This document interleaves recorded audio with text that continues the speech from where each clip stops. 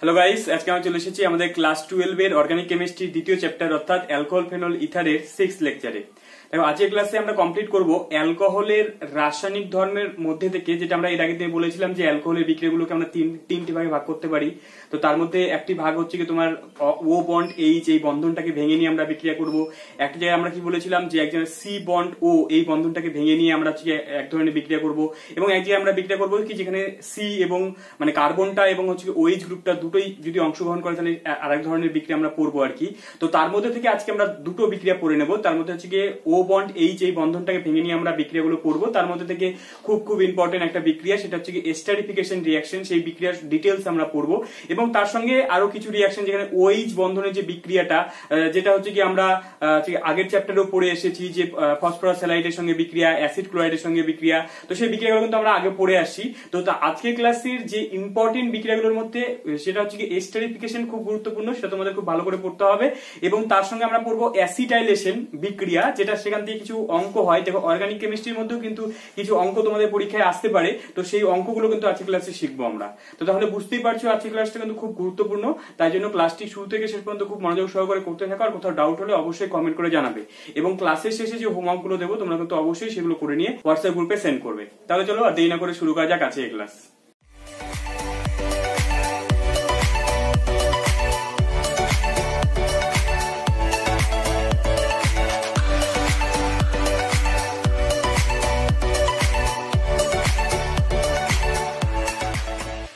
তাহলে চলো শুরু করা যাক। দেখো আজকে আমরা শুরুতে আলোচনা করব অ্যালকোহলের অম্লধর্মিতা, অর্থাৎ কি অ্যালকোহল কিন্তু মৃদু আম্লিক হয়। তো সেটা আমরা কিভাবে প্রমাণ করতে পারবো এবং তার পুরো details, 1 degree 2 degree 3 degree alcohol, সেগুলো হচ্ছে কতটা স্ট্রং অ্যাসিড হবে বা উইক অ্যাসিড হবে, সেগুলো সম্বন্ধে আমরা বুঝতে পারবো।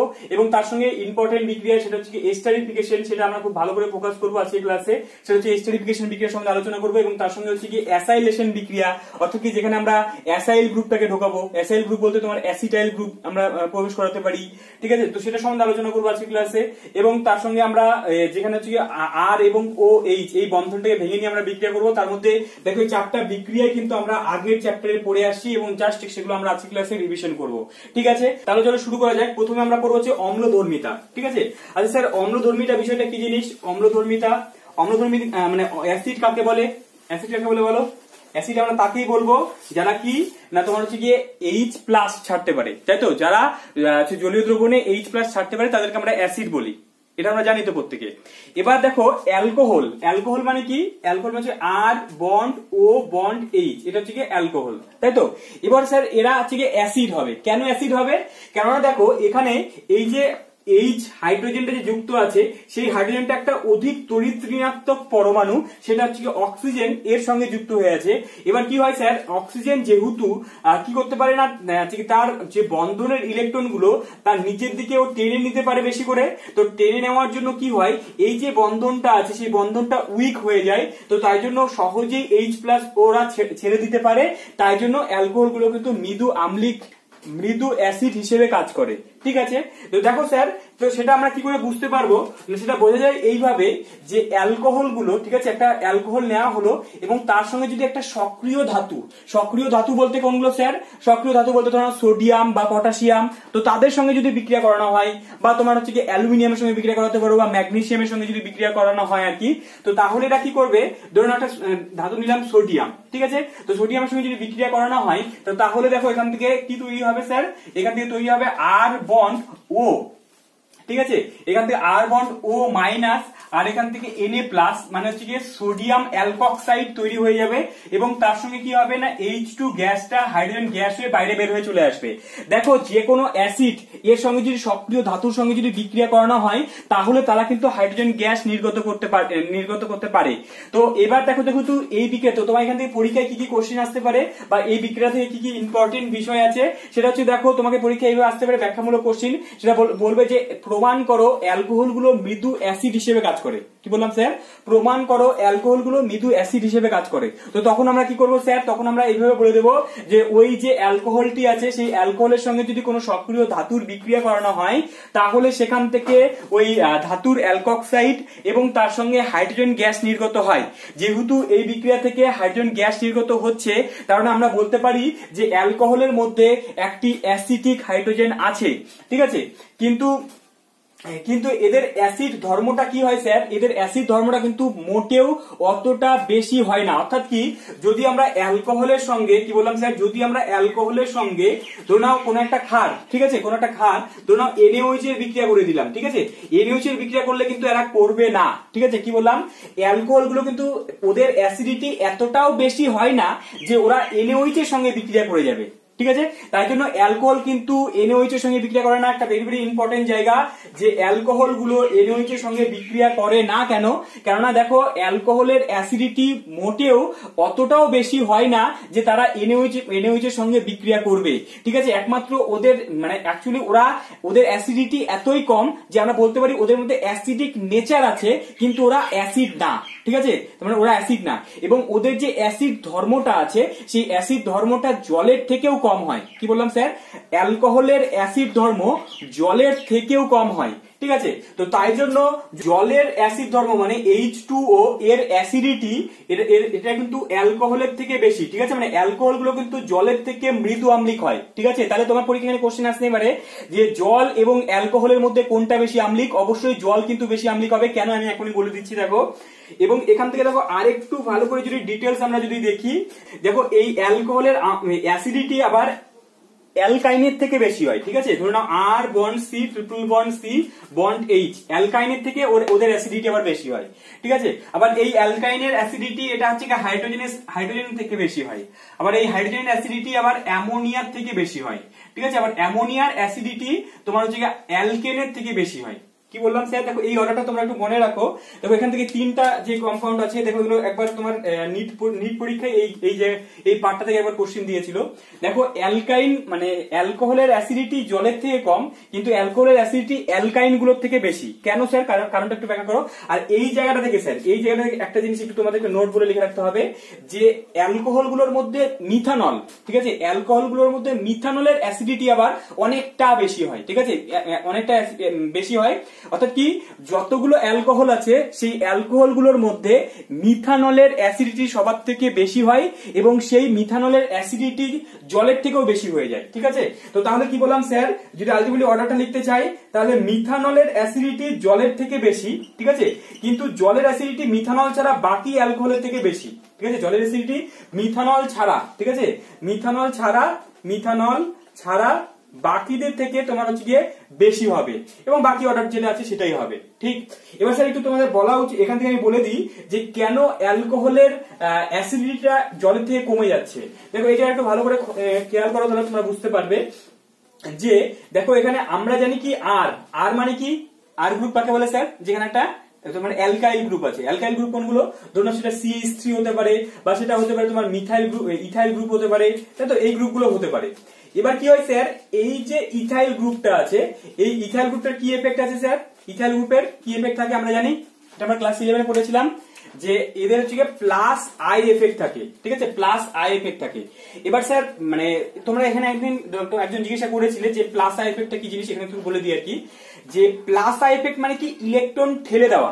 ঠিক আছে, সাধারণত তোমরা এই গ্রুপগুলো ধরো নাও CH3, তারপর ধরো নাও C2H5 বা তোমার হচ্ছে কি তোমার C3H7, ঠিক আছে, এই যে এই কম্পাউন্ড গুলো এরা যদি কারোর সঙ্গে যুক্ত থাকে এরা কি করতে পারে? হাইপার কনজুগেশনের মাধ্যমে। হাইপার কনজুগেশন ব্যাপারটা কি জিনিস স্যার? হাইপার কনজুগেশন মানে ধরো নাও এই C আছে, এই H আছে, এই H আছে, এই H আছে, ধরো এখানে একটা O বন্ড H করেছিল, ঠিক আছে, সাপোজ এরকম করে আছে। এবার এরা কিভাবে ইলেকট্রনের ঘনত্ব অক্সিজেনের মাথায় বাড়াতে পারে স্যার? এরা কি করতে পারে? মানে নন বন্ডিং রেজোনেন্সে অংশগ্রহণ করে। ঠিক আছে, কিরকম স্যার ব্যাপারটা? যে H বন্ড C হচ্ছে কি H, এখানে ডাবল বন্ড O বন্ড হচ্ছে গিয়ে তোমার H করে নিল। আচ্ছা, এখান থেকে হচ্ছে H কিছুক্ষণের জন্য এই অক্সিজেনটা ট্রিপল বন্ড হয় আর এই এখান থেকে ট্রিপল বন্ডটা হয়ে যাচ্ছে এবং এইচ প্লাসটা এখানে থাকে। তো তাহলে দেখো এখানে দেখো পার্শিয়াল দ্বিবন্ধন করে দিয়ে এই অক্সিজেনের মাথায় ইলেকট্রনের ঘনত্ব বাড়িয়ে দিচ্ছে এবং অক্সিজেনটা কিন্তু নেগেটিভ করে দিচ্ছে। ঠিক আছে, তার মানে কি এখানে ইলেকট্রন এরা কিসের মাধ্যমে দিতে পারে স্যার? হাইপার কনজুগেশনের মাধ্যমে দিতে পারে। এবং তাই জন্য যেখানে আমরা কার্বনের সঙ্গে হাইড্রোজেন কোন গ্রুপ দেখতে পাবো আর কি, মানে কার্বন আছে এবং হাইড্রোজেন আছে, তো তাদের কি এফেক্ট থাকবে না, তাদের প্লাস আই এফেক্ট থাকবে। প্লাস আই এফেক্ট মানে কি? ইলেকট্রন ঠেলে দেওয়া, ইলেকট্রন এভাবে পুশ করে দেওয়া। ঠিক আছে, আর অপরদিকে মাইনাস আই এফেক্ট মানে কি স্যার? মাইনাস আই এফেক্ট মানে ইলেকট্রন নিচের দিকে টেনে নেওয়া। কাদের মাইনাস আই এফেক্ট আছে না? যাদের তড়িৎ ঋণাত্মকতা তুলনামূলক বেশি হবে তাদের আই এফেক্ট বেশি হবে। যেমন ধরুন হ্যালোজেন মৌলগুলো, ধরুন ফ্লুরিন, তারপর হচ্ছে ক্লোরিন, তারপর হচ্ছে ব্রোমিন, তারপর হচ্ছে আয়োডিন, এই যে হ্যালোজেন মৌলগুলো, ঠিক আছে, বা তোমার অক্সিজেন, তো এদের কিন্তু তোমার কি তড়িৎ ঋণাত্মকতা বেশি, তাই জন্য এদের কি থাকবে স্যার? এদের I effect, minus I effect থাকবে। তাহলে মাইনাস আই এফেক্ট মানে কি? ইলেকট্রন নিচের দিকে টেনে নেওয়া, আর প্লাস আই এফেক্ট মানে কি? ইলেকট্রন ঠেলে দেওয়া। ঠিক আছে, তো ইলেকট্রন ঠেলে দেওয়া মানে কি? অন্যের উপরে ইলেকট্রনের ঘনত্ব বাড়িয়ে দিচ্ছে। এবার এখানে চলে আসো, এবার দেখো ইথানলের ক্ষেত্রে কি হয়? ইথানল কি করতে পারে না? ইলেকট্রনের ঘনত্ব বাড়িয়ে দিতে পারে। এবার ইথানল সে কি করলো? এই ইলেকট্রনের ঘনত্ব ধীরে ধীরে অক্সিজেনের মাথায় বাড়িয়ে দিচ্ছে। এবার কি হচ্ছে স্যার? এবার এই জায়গাটা আমরা দুই ভাবে ব্যাখ্যা করতে পারি। দেখো ব্যাপারটা এরকম যে অ্যাকচুয়ালি কোনো একটা অ্যাসিডের স্টেবিলিটি নির্ভর করে সেখান থেকে যে কনজুগেট বা অনুবন্ধী বেসটা পাওয়া যায় তার উপরে। ঠিক আছে, কি বললাম স্যার? ধরে নাও আমি যদি বলি যে হচ্ছে গিয়ে তোমার HCl, ঠিক আছে, HCl এবং হচ্ছে গিয়ে HI, এই দুজনের মধ্যে কে বেশি তীব্র অ্যাসিড হবে? ঠিক আছে, যদি আমরা কোনো একটা যৌগের অ্যাসিডিটি দেখতে চাই তাহলে ও H প্লাস ছাড়ার পরে, ধরে নাও এ H প্লাস ছেড়ে দিলে এখানে কি পাওয়া যাবে স্যার? Cl মাইনাস পাওয়া যাবে। এখন এ যদি H প্লাস ছেড়ে যায় তাহলে এখান থেকে কি পাওয়া যাবে স্যার? এখান থেকে হচ্ছে I মাইনাস পাওয়া যাবে। এবার হচ্ছে গিয়ে অ্যাসিড থেকে যে অ্যানায়নটা পাওয়া যায়, কি বললাম নোট করো, অ্যাসিড থেকে যে অ্যানায়নটা পাওয়া যায় সেটাকে আমরা বলবো অনুবন্ধী ক্ষার। অ্যাসিড সবসময় অনুবন্ধী ক্ষার দেবে এবং হচ্ছে গিয়ে এবং এই অনুবন্ধী ক্ষারটার স্টেবিলিটি যত বেশি হবে, অনুবন্ধী ক্ষারের স্টেবিলিটি যত বেশি হবে, সেই অ্যাসিডটা তত বেশি অ্যাসিড হবে। ব্যাপারটা কিরকম স্যার?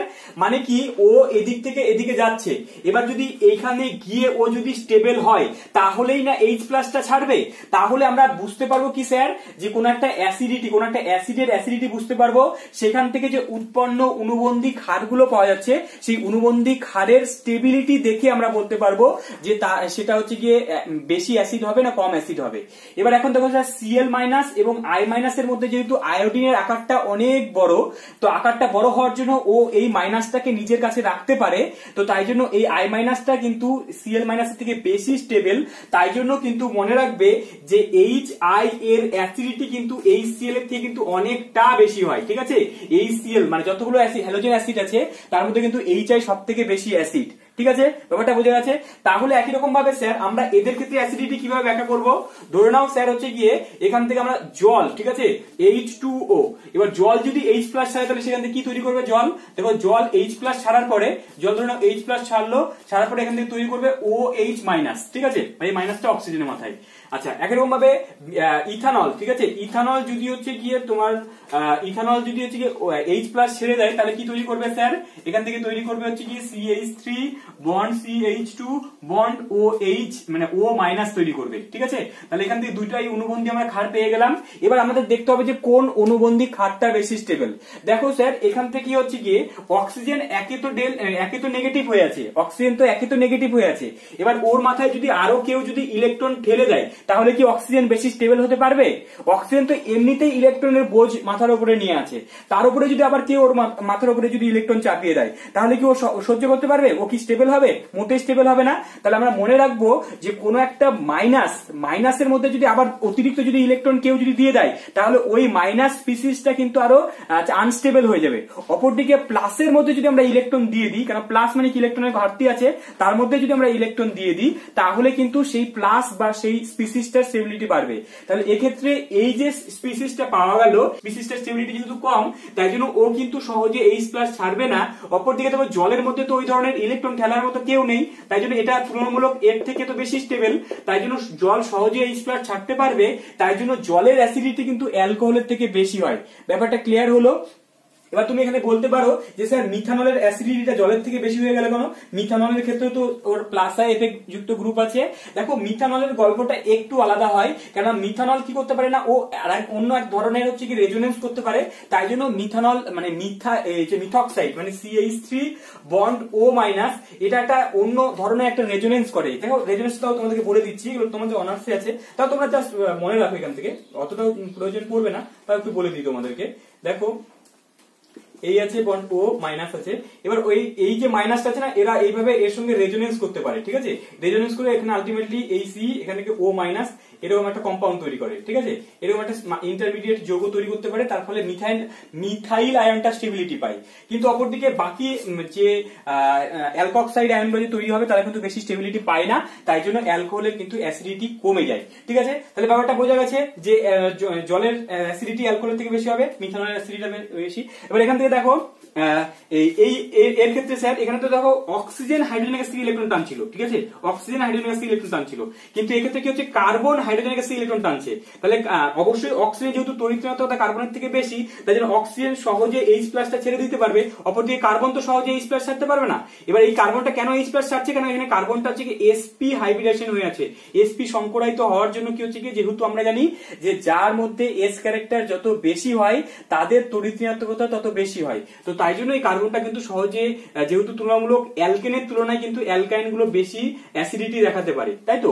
এবার নেক্সট আমরা চলে আসবো হাইড্রোজেন এবং অ্যামোনিয়া। এবং হাইড্রোজেনের ক্ষেত্রে দেখা গেছে কি যে H মাইনাস, আর এখান থেকে যে পাওয়া গেল হচ্ছে কি NH2 মাইনাস, এবং H মাইনাসের স্টেবিলিটি NH2 মাইনাসের থেকে তুলনামূলক বেশি হয়, তো তাই জন্য কি হয় যে তাই জন্য তোমার হচ্ছে গিয়ে হাইড্রোজেনের অ্যাসিডিটি কিন্তু অ্যামোনিয়ার থেকে বেশি হয়। তাহলে এই অর্ডারটা তোমরা একটু মাথায় রাখতে পারো। এবার আমরা নেক্সট চলে আসবো স্যার যে আমাদের কাছে যে অ্যালকোহল আছে, কত ধরনের অ্যালকোহল হতে পারে? 1 ডিগ্রি অ্যালকোহল হতে পারে, 2 ডিগ্রি অ্যালকোহল হতে পারে, 3 ডিগ্রি অ্যালকোহল হতে পারে। এই যে 3 ধরনের অ্যালকোহল, তাদের অ্যাসিডিটির অর্ডারটা আমরা একটু দেখে নেব যে কার ক্ষেত্রে অ্যাসিডিটির অর্ডার কেমন হবে। চলো জট করে দেখে নিই। দেখো প্রথমে আমরা নেব হচ্ছে কি একটা প্রাইমারি অ্যালকোহল নিয়ে নিই। ধরে নাও প্রাইমারি অ্যালকোহল নিলাম হচ্ছে কি CH3 bond CH2 bond CH2 bond OH নেওয়া হলো। এটার নাম কি স্যার? এটার নাম হচ্ছে কি তোমার 1 প্রোপানল, তাই তো? তারপর ধর একটা সেকেন্ডারি অ্যালকোহল নিয়ে নিচ্ছি CH3 bond CH bond OH, এখান থেকে একটা CH3 লাগিয়ে দাও, তাহলে এটার নাম হচ্ছে 2 প্রোপানল, তাই তো? এটা একটা 2 ডিগ্রি অ্যালকোহল। কেন? কারণ OH গ্রুপটা 2 ডিগ্রি কার্বনের সঙ্গে যুক্ত আছে, এখানে OH টা 1 ডিগ্রির সঙ্গে যুক্ত আছে, তাই জন্য এটা হচ্ছে কি 1 ডিগ্রি অ্যালকোহল, বা এটাকে আমরা প্রাইমারি অ্যালকোহল বলি। তারপর ধরুন এই CH3 টা এখানে লাগিয়ে দাও, 3 ডিগ্রি কার্বনের সঙ্গে লাগিয়ে দাও, CH3 টাকে লাগিয়ে দিলে এখান থেকে OH থাকলো, তাহলে এই যে কার্বনটা বা এই যে অ্যালকোহলটা পাওয়া গেল সেটাকে আমরা টারশিয়ারি অ্যালকোহল বলবো। কেন? কারণ এই যে কার্বনটা আছে সেটা 3 ডিগ্রি কার্বন। 3 ডিগ্রি কার্বন কেন স্যার? কারণ এই যে কার্বনের সঙ্গে 3 দিকে 3টা কার্বন লেগে আছে, তাই জন্য এটাকে আমরা 3 ডিগ্রি কার্বন বলি। এই কার্বনটাকে আমরা 2 দিকে 2টো কার্বন লেগে আছে, তাই জন্য 2 ডিগ্রি কার্বন বলবো। এই কার্বনের সঙ্গে দেখো হচ্ছে কি একটাই কার্বন লেগে আছে, তাই জন্য এটাকে আমরা 1 ডিগ্রি কার্বন বলবো। আচ্ছা স্যার, এবার নেক্সট চলে আসি এদের অ্যাসিডিটির অর্ডারটা কেমন হবে। দেখো স্যার ব্যাপারটা কি হচ্ছে কি, এটাকে আমরা দুইভাবে ব্যাখ্যা করতে পারি। দুইভাবে ব্যাখ্যা মানে কি, তোমরা নরমালি সিম্পল এইভাবে ভাবতে পারো যে এখান থেকে দেখো এই যে এর ক্ষেত্রে যে অক্সিজেন বা OH আছে, এখানে একটা গ্রুপ মিলে একে ঠেলে দিচ্ছে, অক্সিজেনের মাথায় ইলেকট্রন ঠেলছে। এবার এর ক্ষেত্রে দেখো এখানে কি হচ্ছে কি, এখানে দেখো মিথাইল গ্রুপটা দুজন মিলে এই কার্বনের মাথায় ইলেকট্রন ঠেলছে, দুজন মিলে কার্বনের মাথায় ইলেকট্রন ঠেলছে। এ আবার তাহলে কি করবে, বেশি বেশি করে অক্সিজেন কাছে ইলেকট্রন ঠেলে দেবে, তাহলে কি এই বন্ধনটা যে আছে, এবার অক্সিজেন যখন হাইড্রোজেনের কাছ থেকে ইলেকট্রন নিচের দিকে টানবে, কি বললাম স্যার, অক্সিজেন যখন হাইড্রোজেনের কাছ থেকে ইলেকট্রন নিচের দিকে টানবে তখন এই বন্ধনটা উইক হবে, তখন গিয়ে H প্লাসটা ছাড়তে পারবে। এবার দেখো এই CH3 এই কার্বনের মাথায় ইলেকট্রনের ঘনত্ব দিয়ে দিচ্ছে, এই CH3 এই কার্বনের মাথায় ইলেকট্রনের ঘনত্ব দিচ্ছে, এর মাথায় ইলেকট্রনের ঘনত্ব প্রচুর বেড়ে গেল। তারপরে এখান থেকে এবার কি করবে, এই ইলেকট্রনগুলো অক্সিজেনের মাথায় আসবে। এবার অক্সিজেনের মাথায় তো ইলেকট্রনের ঘনত্ব বাড়িয়ে যাচ্ছে, তাহলে অক্সিজেন কি আর হাইড্রোজেনের কাছ থেকে ইলেকট্রন নেবে? যদি না নেয় তাহলে বন্ধনটা উইক হবে না। এবার বন্ধনটা যদি উইক না হয়, দুর্বল যদি না হয়, তাহলে বন্ধনটা ভাঙবে না, সহজে H প্লাস দিতে পারবে না। এবার দেখো টারশিয়ারির ক্ষেত্রে কি হচ্ছে, টারশিয়ারির ক্ষেত্রে আরো 3 জন মিলে, দেখো 3 জন মিলে কার্বনের মাথায় ইলেকট্রন বাড়াচ্ছে। এবার 3 জনের যদি ইলেকট্রন যদি এর মাথায় বাড়িয়ে দেয়, তাহলে কি করবে, ও বেশি বেশি করে অক্সিজেনকে আবার ইলেকট্রন দিয়ে দিবে, আরো ইলেকট্রন দিয়ে দিবে। তাহলে কি হচ্ছে, অক্সিজেনকে আর এই হাইড্রোজেনের কাছ থেকে ইলেকট্রনকে আর সহজে টানতে পারবে? মোটেই টানতে পারবে না। তো তাহলে কি হবে, এই 3 ডিগ্রির অ্যাসিডিটি কিন্তু আরো কমে যাবে, ঠিক আছে? তো তাই জন্য এক্ষেত্রে যেহেতু একটা প্লাস আই, এর মধ্যে কি আছে, একটা প্লাস আই এফেক্ট যুক্ত গ্রুপ আছে, ঠিক আছে? এদের মধ্যে যে দুটো হচ্ছে প্লাস আই এফেক্ট যুক্ত গ্রুপ আছে, এদের মধ্যে 3টা প্লাস আই এফেক্ট যুক্ত গ্রুপ থাকার জন্য এদের মধ্যে অক্সিজেনের মাথায় ইলেকট্রনের ঘনত্ব প্রচুর বৃদ্ধি পায়, তাই জন্য এরা সহজে কিন্তু H প্লাস ছাড়তে পারে না। তাই জন্য 1 ডিগ্রি 2 ডিগ্রি 3 ডিগ্রি অ্যালকোহলের যে অ্যাসিডিটির অর্ডারটা যদি বলা হয় তাহলে 1 ডিগ্রির অ্যাসিডিটি সব থেকে বেশি হবে, বা প্রাইমারি অ্যালকোহলের অ্যাসিডিটি সব থেকে বেশি হবে, তারপরে আমরা 2 ডিগ্রি, তারপরে আমরা চলে আসবো থেকে 3 ডিগ্রিতে, ঠিক আছে। এবং মিথাইল অ্যালকোহলের থেকে অ্যাসিডিটি কি হবে, সব থেকে বেশি হবে, তারপরে 1 ডিগ্রি, তারপরে 2 ডিগ্রি, তারপরে 3 ডিগ্রি। ব্যাপারটা বোঝা গেছে স্যার? এখান থেকে পরীক্ষায় কোশ্চেন কিভাবে আসবে ব্যাপারটা তো আমরা বুঝতে পারলাম। কোশ্চেন কিভাবে আসতে পারে, কোশ্চেনে তোমাকে এইভাবে আসতে পারে যে ধরে নাও হচ্ছে গিয়ে সোডিয়াম, ঠিক আছে, সোডিয়াম তো সক্রিয় ধাতু। এবার কি হচ্ছে গিয়ে সোডিয়াম এর সঙ্গে যদি এই 3টা অ্যালকোহলে যদি বিক্রিয়া করানো হয় তাহলে সোডিয়াম কি হবে, যেটা যত বেশি অ্যাসিড তার সঙ্গে তত বেশি ফাস্ট রিয়াকশন করবে, আর যেটা যত উইক অ্যাসিড হবে মানে যে যত সহজে H+ ছাড়বে না, সোডিয়াম তাদের সঙ্গে খুবই ধীর গতিতে বিক্রিয়া করবে। দেখা গেছে কি যখন এদের সঙ্গে আমরা সোডিয়ামের বিক্রিয়া করাবো তখন এর কাছ থেকে যে হাইড্রোজেনটা নির্গত হওয়ার যে রেটটা ফাস্ট হবে, কিন্তু এর ক্ষেত্রে দেখো একটু কমে যাবে, এবং এর ক্ষেত্রে তো একদম স্লো মানে ধীর গতিতে হবে। তো পরীক্ষায় এখান থেকে কোশ্চেনটা হতে পারে এরকম যে টারশিয়ারি বিউটাইল অ্যালকোহলের সঙ্গে যদি সোডিয়ামের বিক্রিয়া করানো হয় তো তাহলে সেই বিক্রিয়াটা ধীর গতিতে সম্পন্ন হয়। অপরদিকে তোমার ধরো না তোমার 1 বিউটানল বা প্রাইমারি অ্যালকোহলের সঙ্গে বা প্রাইমারি বিউটানলের সঙ্গে যদি সোডিয়ামের বিক্রিয়া করানো হয় তাহলে সেই বিক্রিয়াটা ফাস্ট হয়। তার কারণটা কি, তাহলে জাস্ট সিম্পল আমরা বলে দেবো যে প্রাইমারি অ্যালকোহলের অ্যাসিডিটি বেশি, তাই জন্য ও সহজে সোডিয়ামের সঙ্গে বিক্রিয়া করবে, তাই জন্য বিক্রিয়াটা ফাস্ট হবে। কিন্তু এর ক্ষেত্রে যেহেতু এর অ্যাসিডিটিটা কম, সহজে সোডিয়ামের সঙ্গে বিক্রিয়া করবে না, তাই জন্য এর বিক্রিয়াটা স্লো হবে এবং খুবই স্লো হবে। এখান থেকে আরেকটা জিনিস একটু বলে দিই স্যার, এখান থেকে দেখো অনেক সময় আমাদের অ্যালকক্সাইড তৈরি করতে হবে, ঠিক আছে, যেমন আমরা ইথারের মধ্যে গিয়ে পড়বো যেটা হচ্ছে উইলিয়ামসন ইথার সংশ্লেষণ। তো উইলিয়ামসন ইথার সংশ্লেষণ করার সময় আমাদের একটা রিয়েজেন্ট নিতে হয়, সেটা হচ্ছে অ্যালকক্সাইড, তাই তো, সোডিয়াম অ্যালকক্সাইড নিতে হয়। তো সেই সোডিয়াম অ্যালকক্সাইডটা তৈরি করার সময় আমরা কিভাবে তৈরি করবো স্যার, তো অনেক সময় তুমি কিন্তু এটা বিক্রিয়াটা কাজে লাগবে। তাই জন্য তোমাকে সাপোজ তৈরি করতে হবে যে 1 প্রোপানল থেকে তোমাকে 1 সোডিয়াম প্রোপক্সাইড তৈরি করতে হবে, ঠিক আছে। সাপোজ এটা তৈরি করতে হবে CH3 CH2 CH2 ও Na তৈরি করতে হবে, ঠিক আছে স্যার, এটা তৈরি করতে হবে। তাহলে কি আমরা স্যার সোডিয়াম হাইড্রোক্সাইডের সঙ্গে বিক্রিয়া করাবো? অনেকের মাথায় কিন্তু এরকম বুদ্ধি আসতে পারে যে স্যার এর OH আর এর H কে বের করে দেবো, তাহলে সোডিয়াম প্রোপক্সাইড তৈরি হয়ে যাবে। কিন্তু স্যার এই বিক্রিয়াটা হবে না, কারণ আমি এক্ষুনি বললাম যে NaOH কিন্তু কখনো অ্যালকোহলের সঙ্গে বিক্রিয়া করে না, কারণ অ্যালকোহলের অ্যাসিডিটি অতটাও বেশি না যে ওরা NaOH এর সঙ্গে বিক্রিয়া করে যাবে, ঠিক আছে। তাই জন্য কিন্তু এটা NaOH দিয়ে করা যাবে না, এখানে কিন্তু শুধুমাত্র সক্রিয় ধাতু Na এর সঙ্গে বিক্রিয়া করাবো, ঠিক আছে। যদি এখানে পটাশিয়াম দরকার হয় তাহলে শুধুমাত্র পটাশিয়ামের সঙ্গে বিক্রিয়া করাতে হবে, তাহলে কিন্তু বিক্রিয়াটা সম্পন্ন হবে, নাহলে কিন্তু বিক্রিয়াটা সম্পন্ন হবে না। তাহলে এই রূপান্তরটা বুঝে গেছি আমরা, NaOH এর সঙ্গে বিক্রিয়া করাবো না কেন, ব্যাপারটা বুঝে গেছি, ঠিক আছে স্যার। এবার এখান থেকে আরেকটা জিনিস তোমাদের একটু বলে রাখি যে তাহলে আমরা এটুকু বুঝতে পারলাম যে অ্যালকোহলের মধ্যে একটা অ্যাসিডিক চরিত্র বিশিষ্ট মানে অ্যাসিডের চরিত্র বিশিষ্ট একটি H মানে অ্যাক্টিভ প্রোটন আছে, মানে অ্যাক্টিভ হাইড্রোজেন যুক্ত H+ মানে H+ ছাড়ার মতো ক্ষমতা আছে অ্যালকোহলের ভেতর, তাই তো। এবার ধরুন সাপোজ আমরা গিগনার্ড বিকারক চিনি, তাই তো, গিগনার্ড বিকারক কি বলো, RMgX, এটাকে আমরা গিগনার্ড বিকারক বলি, তাই তো। এটা একটা অর্গানোমেটালিক কম্পাউন্ড। অর্গানোমেটালিক কম্পাউন্ড কেন, অর্গানোমেটালিক কাদেরকে বলে, যেখানে অর্গানিক এবং ধাতু ডাইরেক্ট বন্ড থাকবে। অর্গানিক মানে একটা কার্বন, তার সঙ্গে যদি ম্যাগনেসিয়াম ডাইরেক্ট বন্ড থাকে সেটাকে আমরা অর্গানোমেটালিক কম্পাউন্ড বলি। তো এই যে গিগনার্ড বিকারকটা আছে স্যার, এর ভেতরে কি হয় স্যার, এই যে বন্ধনটা আছে সেখানে ম্যাগনেসিয়ামটা ডেল পজিটিভ, ধাতু ডেল পজিটিভ, আর এইখানে কার্বনটা ডেল নেগেটিভ হয়ে থাকে, তাই তো। এবার স্যার গিগনার্ড বিকারকের মধ্যে যদি একটা অ্যালকোহল ছেড়ে দেওয়া হয় তাহলে কি হবে, ইম্পর্টেন্ট জায়গা, কি বললাম, যদি গিগনার্ড বিকারকের সঙ্গে যদি অ্যালকোহলের বিক্রিয়া করানো হয় তাহলে কি হবে স্যার। তো তাহলে দেখো এবার কি হবে, এখান থেকে আমরা কি দেখতে পেলাম, আমরা দেখতে পেলাম কি এই হাইড্রোজেনটা কিন্তু এবার ডেল পজিটিভ হয়ে থাকে এবং এই অক্সিজেনটা কিন্তু ডেল নেগেটিভ হয়ে থাকে। তাই জন্য কি হবে স্যার, এখান থেকে কিন্তু এই যে R- আছে সেই R- কিন্তু H+ টাকে নিয়ে নেবে, নিয়ে কিন্তু আলটিমেটলি অ্যালকেন তৈরি করে নেবে, ঠিক আছে। তো তাই জন্য গিগনার্ড বিকারকের সঙ্গে যদি অ্যালকোহলের বিক্রিয়া করানো হয় তাহলে কিন্তু অ্যালকেন উৎপন্ন হয়ে যাবে, অ্যালকেন উৎপন্ন হয়ে যাবে। বাকি এখান থেকে যে গ্রুপটা পড়ে থাকলো এই ম্যাগনেসিয়াম একদিকে X আর একদিকে এই যে OCH3 গ্রুপটা লেগে যাবে। তাহলে কি ব্যাপারটা বুঝতে পারলাম যে এক্ষেত্রে অ্যালকেন কেন তৈরি হচ্ছে। তাহলে এখান থেকে তোমাকে যদি তাহলে এখান থেকে তোমরা একটা লাইন নোট করে লিখে রাখতে পারো যে গিগনার্ড বিকারকের সঙ্গে গিগনার্ড বিকারকের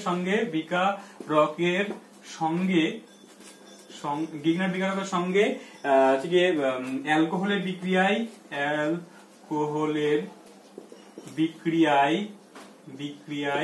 অ্যালকেন উৎপন্ন হয়, ঠিক আছে, অ্যালকেন উৎপন্ন হয়। দেখো এই জায়গাগুলো না আমরা যখন ব্ল্যাক বডি একটা আমাদের করতে হবে আর কি, ব্ল্যাক বডি বলে ওগুলোকে এ বি সি ডি খুঁজে বের করতে হয়, তো তখন কিন্তু এই কনসেপ্ট গুলো আমাদের ছোট ছোট কনসেপ্ট গুলো কিন্তু প্রয়োজন। তাই জন্য তোমাদেরকে এই বিষয়গুলো জায়গাগুলো তোমাদেরকে একটু বলে দিচ্ছি আর কি, ঠিক আছে। তো যাই হোক এই ব্যাপারটা বুঝে গেছি, তাহলে গিগনাল বিক্রিয়ার সঙ্গে বিক্রিয়া করালে আমরা কিন্তু অ্যালকেন পাবো। ক্লিয়ার? আচ্ছা ঠিক আছে, তাহলে দেখি তোমাদের এখান থেকে কে বলতে পারে এটা, ঠিক আছে। এখান থেকে তোমার বলো দেখি, ধরুন সাপোজ নেওয়া হলো যে CH3 MgCl মানে মিথাইল ম্যাগনেসিয়াম ক্লোরাইড, তাই তো, মিথাইল ম্যাগনেসিয়াম ক্লোরাইড। এর মধ্যে যদি আমরা ধরুন দেওয়া হলো হচ্ছে গিয়ে CH3CH2OH দেওয়া হয়েছে, দিয়ে ইথার মাধ্যমে বিক্রিয়া করানো হচ্ছে, তাহলে প্রোডাক্ট কি হবে বলো তো দেখি স্যার, প্রোডাক্ট কি হবে? এক্ষেত্রে কোন অ্যালকেনটা তৈরি হবে? আমরা তো এটুকু জানলাম যে অ্যালকেন তৈরি হবে, এক্ষেত্রে মিথেন তৈরি হবে না ইথেন তৈরি হবে? দেখো স্যার, অ্যালকেনটা কিন্তু তৈরি হবে এই গিগনাল বিক্রিয়কের সঙ্গে যতগুলো কার্বন থাকবে এই কার্বনের উপর নির্ভর করবে কিন্তু অ্যালকেন কোনটা তৈরি হবে। কেননা কিন্তু এই এইচটাকে নিয়ে নিচ্ছে, তাহলে এখানে যেহেতু একটা কার্বন আছে তাই জন্য কিন্তু মিথেন তৈরি হবে, ঠিক আছে, এখানে মিথেন তৈরি হবে। আর এখান থেকে বাকি এই ম্যাগনেসিয়াম, এখান থেকে একটু তো সিএল লেগে থাকলো, এখান থেকে OC2H5 এর সঙ্গে লেগে যাবে, ঠিক আছে, তাহলে এখান থেকে কিন্তু মিথেন তৈরি হয়ে যাবে। ব্যাপারটা বুঝতে পেরে গেছি স্যার? ঠিক আছে, চলো এই বিষয়টা এই পার্টটা আমাদের পুরো ক্লিয়ার হয়ে গেছে। এরপরে আমরা নেক্সট যে বিক্রিয়াটা চলে আসবো সেটা হচ্ছে গিয়ে তোমার কি, এখান থেকে কিন্তু সব জায়গায় কিন্তু আমরা এইচ মানে ও বন্ড এইচ বন্ডটা ভাঙলো, তাই না? দেখো আর বন্ড ও বন্ড এইচ ছিল, এই এইচটা কিন্তু বের হয়ে গেছিল। নেক্সট আমরা যে বিক্রিয়াটা চলে আসবো সেটা হচ্ছে কার্বক্সিলিক অ্যাসিডের সঙ্গে বিক্রিয়া। আমরা একটা সক্রিয় ধাতুর সঙ্গে বিক্রিয়া করলাম, নেক্সট আমরা চলে আসবো হচ্ছে কি কার্বক্সিলিক অ্যাসিডের সঙ্গে বিক্রিয়া, যেটা হচ্ছে কি বললাম স্যার, এবং এই যে অ্যালকোহলের সঙ্গে যে কার্বক্সিলিক অ্যাসিডের বিক্রিয়া সেটাই কিন্তু এস্টারিফিকেশন, ঠিক আছে, এস্টারিফিকেশন বিক্রিয়া নামে পরিচিত। ভেরি ভেরি ইম্পর্টেন্ট, এখান থেকে কিন্তু অনেকগুলো কোশ্চেন কম্পিটিটিভ পরীক্ষাতেও হয়। এস্টারিফিকেশন বিক্রিয়া ভালো করে পড়বো, দেখো এস্টার তৈরি হবে এই ক্ষেত্রে, তাই জন্য এটাকে এস্টারিফিকেশন বিক্রিয়া বলে। দেখো এক্ষেত্রে কি করা হয় স্যার, আমরা এক্ষেত্রে এক অণু কার্বক্সিলিক অ্যাসিড মানে কি স্যার, RCOOH, তাই তো, COH টাকে আমরা এইভাবে লিখলাম, ঠিক আছে, RCOOH, এটা একটা কার্বক্সিলিক অ্যাসিড, এক অণু কার্বক্সিলিক অ্যাসিড নেওয়া হলো।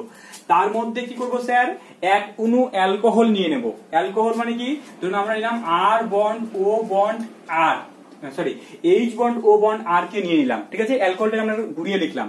লিখে দেখো এখান থেকে আমরা কি করলাম, এর মধ্যে যদি আমরা হচ্ছে কি গাঢ় সালফিউরিক অ্যাসিড, ঠিক আছে, গাঢ় সালফিউরিক অ্যাসিডের কাজ কি স্যার, ওটা জল নির্গত করে, তাই তো, ওটা ডিহাইড্রেটিং এজেন্ট হিসেবে কাজ করে, মানে ও জল শোষক পদার্থ, গাঢ় সালফিউরিক অ্যাসিড জল টেনে নিতে পারে। এবার দেখো এখানে আমরা নিলাম কি গাঢ় সালফিউরিক অ্যাসিড নিলাম, ঠিক আছে, গাঢ় H2SO4 গাঢ় সালফিউরিক অ্যাসিড কে নিয়ে নিলাম। নিলে কি হয় স্যার, এখান থেকে কি হয়, নরমালি এই যে বিক্রিয়াটা আছে এখান থেকে দেখো আমার তোমাদের কি করতে ইচ্ছা হচ্ছে স্যার, এখান থেকে ইচ্ছাটা হচ্ছে কি এর OH এর মানে এই যে COOH এর এখান থেকে আরেকটা জিনিস আর কি, আচ্ছা তুমি এটা করো, দেখো এখান থেকে এই যে RCOOH এর মধ্যে COOH তার OH গ্রুপটা এবং অ্যালকোহল তার H গ্রুপটা থেকে জলকে একসঙ্গে বাইরে বের করে দেয়, এবং এখান থেকে যদি যে জলটা বের হচ্ছে এখানে আমরা R ড্যাশ দিয়ে দিলাম, এটাকে দিলে এখান থেকে কি তৈরি হবে স্যার, আলটিমেটলি যৌগটা তৈরি হবে, এখান থেকে জলটা তো বাইরে বের হয়ে চলে আসলো, H2O তো এর দেখো এখান থেকে H2O বাইরে বের হয়ে চলে আসলো, বাকি পড়ে থাকলো কি, দেখো এখান থেকে R বন্ড এই C ডবল বন্ড O, এখান থেকে পড়ে থাকলো কি এখানে O বন্ড R ড্যাশ, এই এস্টারটা তৈরি হলো, ঠিক আছে। তাহলে এটাই হচ্ছে কি এস্টারিফিকেশন বিক্রিয়া, এবং এই বিক্রিয়াটা কি হয় স্যার, রিভার্সিবল বিক্রিয়া, মানে কি হয়, এখান থেকে এই যে কার্বক্সিলিক অ্যাসিড এবং অ্যালকোহল পরস্পরের সঙ্গে বিক্রিয়া করে এস্টার এবং জল তৈরি করছে, আবার এরা এই জলটাই আবার এই এস্টারকে ভেঙে দিয়ে এখান থেকে ওরা কার্বক্সিলিক অ্যাসিড এবং অ্যালকোহল তৈরি করে নিতে পারে, তাই জন্য এই বিক্রিয়াটাকে রিভার্সিবল বিক্রিয়া বলে, মানে বিক্রিয়াটা সামনের দিকেও যেতে পারে আবার পেছনের দিকেও ব্যাক করে চলে আসতে পারে, তাই জন্য রিভার্সিবল বিক্রিয়া বলে। এই যে এখানে যে সালফিউরিক অ্যাসিডটা ব্যবহার করা হচ্ছে, এই নরমালি যদি সালফিউরিক অ্যাসিড যদি ব্যবহার না করি, মানে কার্বক্সিলিক অ্যাসিডের মধ্যে অ্যালকোহলটা মিশিয়ে দেবো, তাহলেও কিন্তু বিক্রিয়া শুরু হবে, কিন্তু বিক্রিয়ার মধ্যে প্রোডাক্টের পরিমাণ খুবই কম থাকবে, কারণ এটা রিভার্সিবল বিক্রিয়া, এক দুই অণু এস্টার তৈরি করবে আবার ব্যাক করে আবার আগের অবস্থায় ফিরে চলে আসবে, মানে বিক্রিয়াটা বন্ধই হয়ে যাবে, মানে আমরা কিন্তু প্রোডাক্ট পাবো না।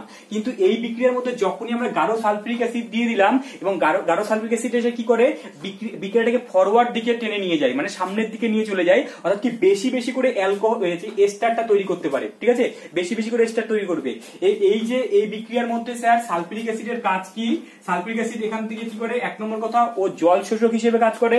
তাহলে কি বললাম স্যার, জল শোষক হিসেবে কাজ করে, এক নম্বর কথা।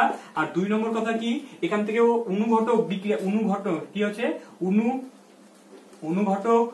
অনুঘটক রূপে কাজ করে, ঠিক আছে, অনুঘটক রূপে কাজ করে। তাহলে দুটো কাজ এখানে, এক নম্বর কথা জল টেনে নিয়ে বিক্রিয়াটাকে করতে সাহায্য করছে, আর দুই হচ্ছে অনুঘটক রূপে কাজ করে। তাহলে এই দুটো হচ্ছে কেউ কাজ করে, এবং দেখো বিক্রিয়াটাকে জল টেনে নিয়ে এবং অনুঘটক রূপে কাজ করে বিক্রিয়াটাকে ফরওয়ার্ড দিকে নিয়ে যায়, এবং এই পদ্ধতিতে এস্টারের পরিমাণটা কিন্তু অনেকটা বৃদ্ধি পায়, ঠিক আছে। আচ্ছা স্যার, এখান থেকে আরেকটা কোশ্চেন তোমাদের ভেরি ভেরি ইম্পর্টেন্ট, যে দেখো আমরা জানি কি যে কার্বক্সিলিক অ্যাসিডের অ্যাসিডিটি, কি বললাম স্যার, কার্বক্সিলিক অ্যাসিডের অ্যাসিডিটি সেটা কিন্তু অ্যালকোহলের থেকে তো অনেক অবশ্যই বেশি হবে, কারণ আমরা আগেই দেখলাম যে অ্যালকোহলের জলের অ্যাসিডিটি কি হয় স্যার, একটু আগে দেখলাম জলের অ্যাসিডিটি অ্যালকোহলের থেকে আর বন্ড ওএইচ এর থেকে বেশি হয়, তাই তো। আবার হচ্ছে কি তোমার ফেনল, এখানে একটা জিনিস বলি যে ফেনলের অ্যাসিডিটি কিন্তু তোমার এই জলের থেকে বেশি বা অ্যালকোহলের থেকে বেশি, ঠিক আছে। ফেনলের অ্যাসিডিটি কিন্তু জলের থেকে বেশি, এবং ফেনল সম্বন্ধে আমরা পড়বো তখনই বুঝিয়ে যাবো।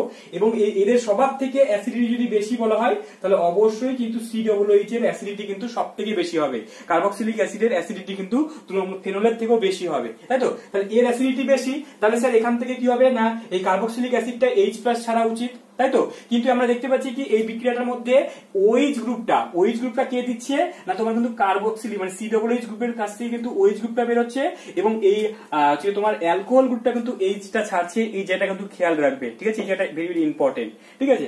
তাহলে এখান থেকে বুঝে গেছি তাহলে কে ছাড়ছে, ঠিক। আচ্ছা স্যার, এবং এই যে স্যার তাহলে এটা আমরা বুঝবো কি করে যে তোমার আমরা তো এইভাবেও লিখতে পারি, ঠিক আছে, এইভাবেও লিখতে পারি।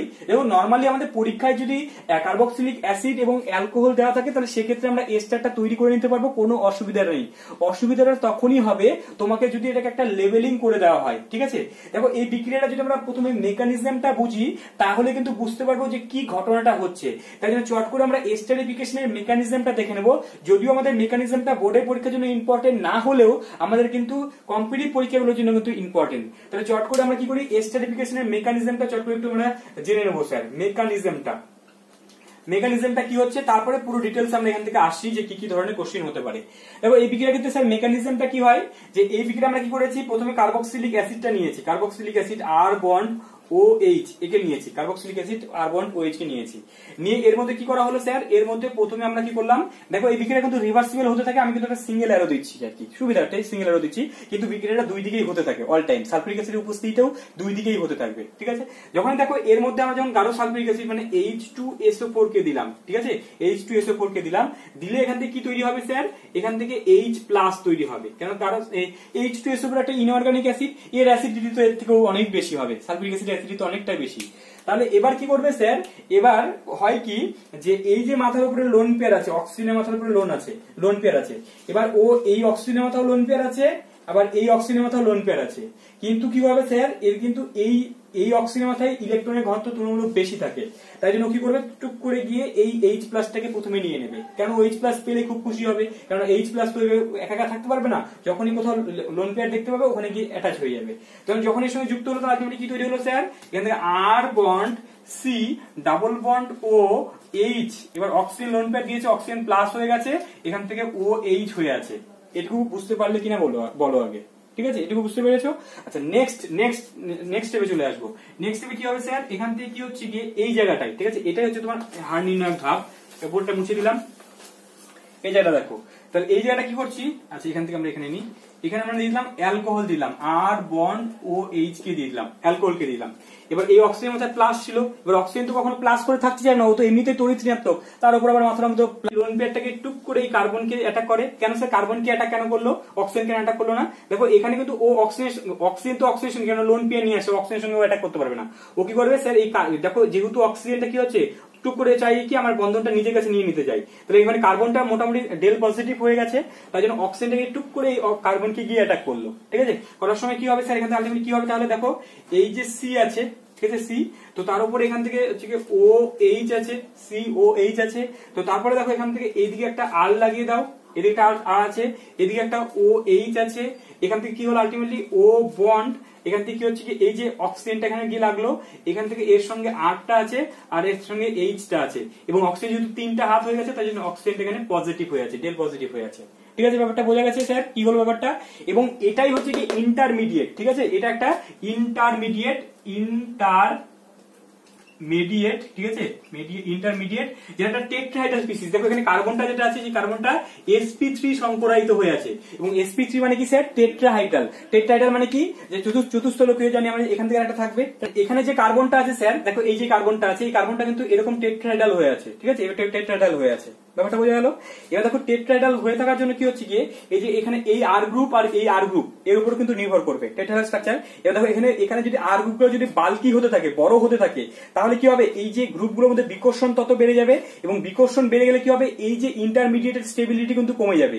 তাই জন্য আমরা একটু পরেই আসছি যে এই বিক্রিয়াটার হার কাদের উপর নির্ভর করবে সেটা আমরা একটু পরে আসছি, ব্যাপারটা বুঝতে পারবো। দেখো তোমরা এখানে দেখো, এখানে দেখো তাহলে কি বললাম, এই প্রথমে ইন্টারমিডিয়েটটা তৈরি হলো যেটা হচ্ছে কার্বনটা কি হয় টেট্রাহেড্রাল চতুস্থলকীয় স্ট্রাকচার নিয়ে আছে। তাহলে এই প্রথমে ইন্টারমিডিয়েটটা তৈরি হলো। তারপরের স্টেপে কি হয় স্যার, তারপরের স্টেপে এবার এই যে মানে নিজেদের মধ্যে H প্লাসটা ট্রান্সফার হয়, মানে H প্লাসটার বাইরে যাচ্ছে না, নিজেদের মধ্যে। দেখো এবার এখানে OH গ্রুপ আছে, এখানে OH গ্রুপ আছে, মানে অক্সিজেনের মাথা লোন পেয়ার আছে। এবার স্যার এই অক্সিজেনের মাথা তো লোন পেয়ার ছিল, এবার এই অক্সিজেনটাই কেন H প্লাসটা নেবে না, এই অক্সিজেনটা কেন H প্লাসটা নেবে। দেখো এখানে দেখো এই অক্সিজেনটা তো এখনই এখান থেকে এখানে গেল, এবার এই অক্সিজেন তো প্লাস হয়েছিল, ঠিক আছে, প্লাস হওয়ার জন্য তো এবার কিছুটা হলে এর মধ্যে কিন্তু একটা ডেল পজিটিভ কিন্তু হয়ে আছে, মানে পুরোপুরি কিন্তু অক্সিজেনের ঘনত্বটা এখন মেটেনি, কারণ এই বিক্রিয়াটা এখন এট এ টাইম হচ্ছে। তো হওয়ার সময় কিন্তু এর মাথায় কিন্তু কিছুটা হলেও তুলনামূলক ইলেকট্রনের ঘনত্ব কম থাকবে দেন এই অক্সিজেনটা। তো তাই জন্য দেখো আমরা কেন বলছি সেটা কোনো ব্যাপার না, কিন্তু দেখো এখানে এই OH গ্রুপ আর এই OH গ্রুপ মধ্যে পার্থক্য আছে, মানে এই OH গ্রুপটা কিন্তু H প্লাসটা নিচ্ছে অ্যাকচুয়ালি।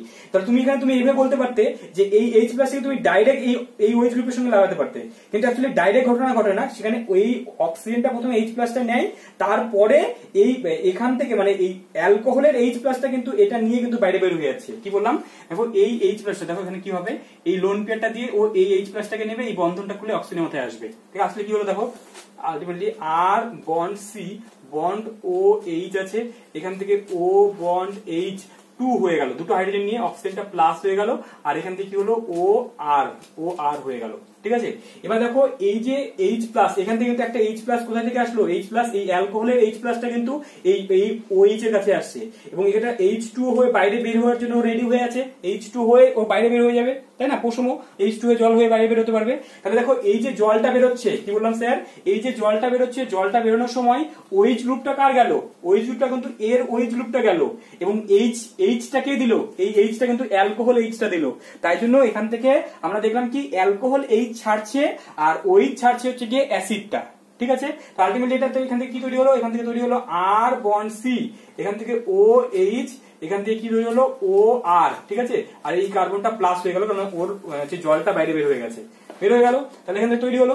নেক্সট কি হবে স্যার, যে তোমার সালফিউরিক অ্যাসিড, প্রথমে বলেছিলাম যে সালফিউরিক অ্যাসিড এই H2SO4 এটা ভেঙে গিয়ে কি হচ্ছে কি H প্লাস দিয়েছিল, এবং এখান থেকে কি হয়েছিল না তোমার SO4H মাইনাস তৈরি করেছিল, এবং এই যে SO4 মানে ও অ্যাকচুয়ালি এখানে এইভাবে লিখবো আমরা, O3O মাইনাস এইভাবে লিখবো, ও SO3 মাইনাস তৈরি হয়েছিল, সেই মাইনাসটাকে এই H প্লাসটাকে নিয়ে নেয়, এই বন্ধনটা খুলে এখানে চলে আসে।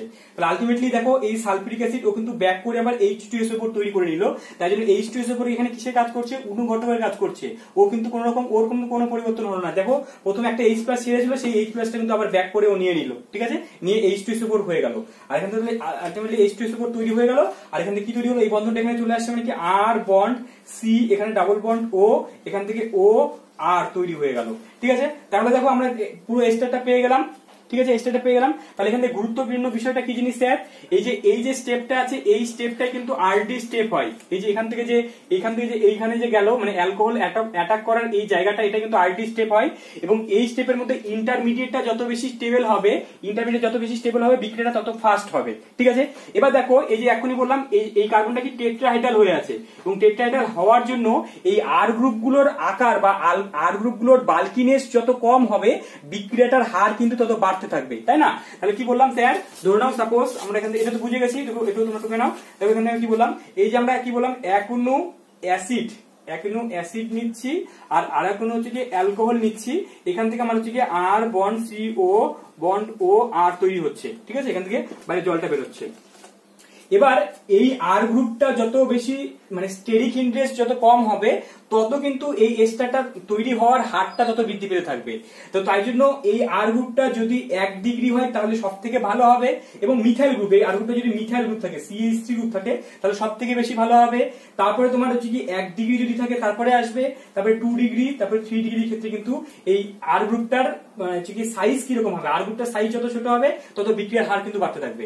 এখন ভাবে এই যে অ্যালকোহলের যে আর গ্রুপটা আছে, মানে ওই গ্রুপটা যে কার্বনের সঙ্গে যুক্ত আছে, সেই আর গ্রুপটা মিথাইল হলে একই রকম ভাবে একই গল্প হবে, মিথাইলের ক্ষেত্রে সব থেকে ভালো হবে।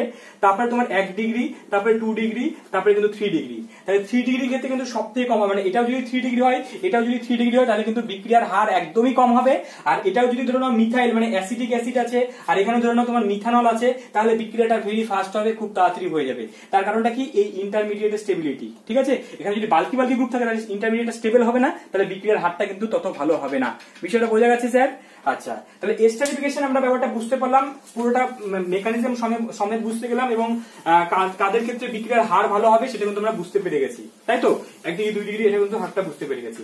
তাহলে এখান থেকে আমরা বুঝতে পারলাম কি স্যার, এখানে আমরা বুঝতে পারলাম যে CH3 COOH, এবং এখান থেকে যদি আমরা মিথানলকে নিই, তাহলে মিথানলকে নিলে এখানে যদি আমরা গাঢ় সালফিউরিক অ্যাসিডকে দিয়ে দিই, ঠিক আছে, কি বললাম, গাঢ় H2SO4 কে যদি দিয়ে দিই, তাহলে কি হবে স্যার, এখান থেকে আলটিমেটলি OH গ্রুপটা কার যাবে না, অ্যাসিডের OH গ্রুপ আর অ্যালকোহলের H গ্রুপ মিলে এখান থেকে তৈরি হবে CH3 bond CO bond O bond CH3, এবং পাশে জল বাইরে বের হয়ে চলে আসবে।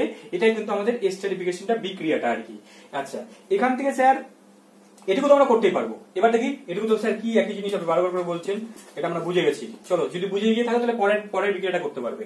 দেখো পরের বিক্রিয়াটা কিভাবে দেওয়া হলো, দেখো এখান থেকে CH3 বন্ড CO বন্ড, আচ্ছা এখান থেকে আরেকটা কার্বন লাগিয়ে দিই, CH2 CH3 করে দিলাম, ঠিক আছে, CH3 CH2 CO OH আছে, আর এখান থেকে করা হলো কি H বন্ড O, এখান থেকে হচ্ছে বন্ড CH3 নেওয়া হয়েছে, এবং এখান থেকে তোমার এখান থেকে হচ্ছে H2SO4 টা দেওয়া হয়েছে, আর এখান থেকে এই অক্সিজেনটাকে O18 করে দেওয়া হয়েছে। ঠিক আছে, O18 মানে কি, এই অক্সিজেনটাকে রেডিও অ্যাক্টিভ করে দেওয়া হয়েছে, রেডিও অ্যাক্টিভ করে দেওয়া হয়েছে। তাহলে এখানে প্রোডাক্টটা কি তৈরি হবে, ঠিক আছে, ভেরি ভেরি ইম্পর্টেন্ট।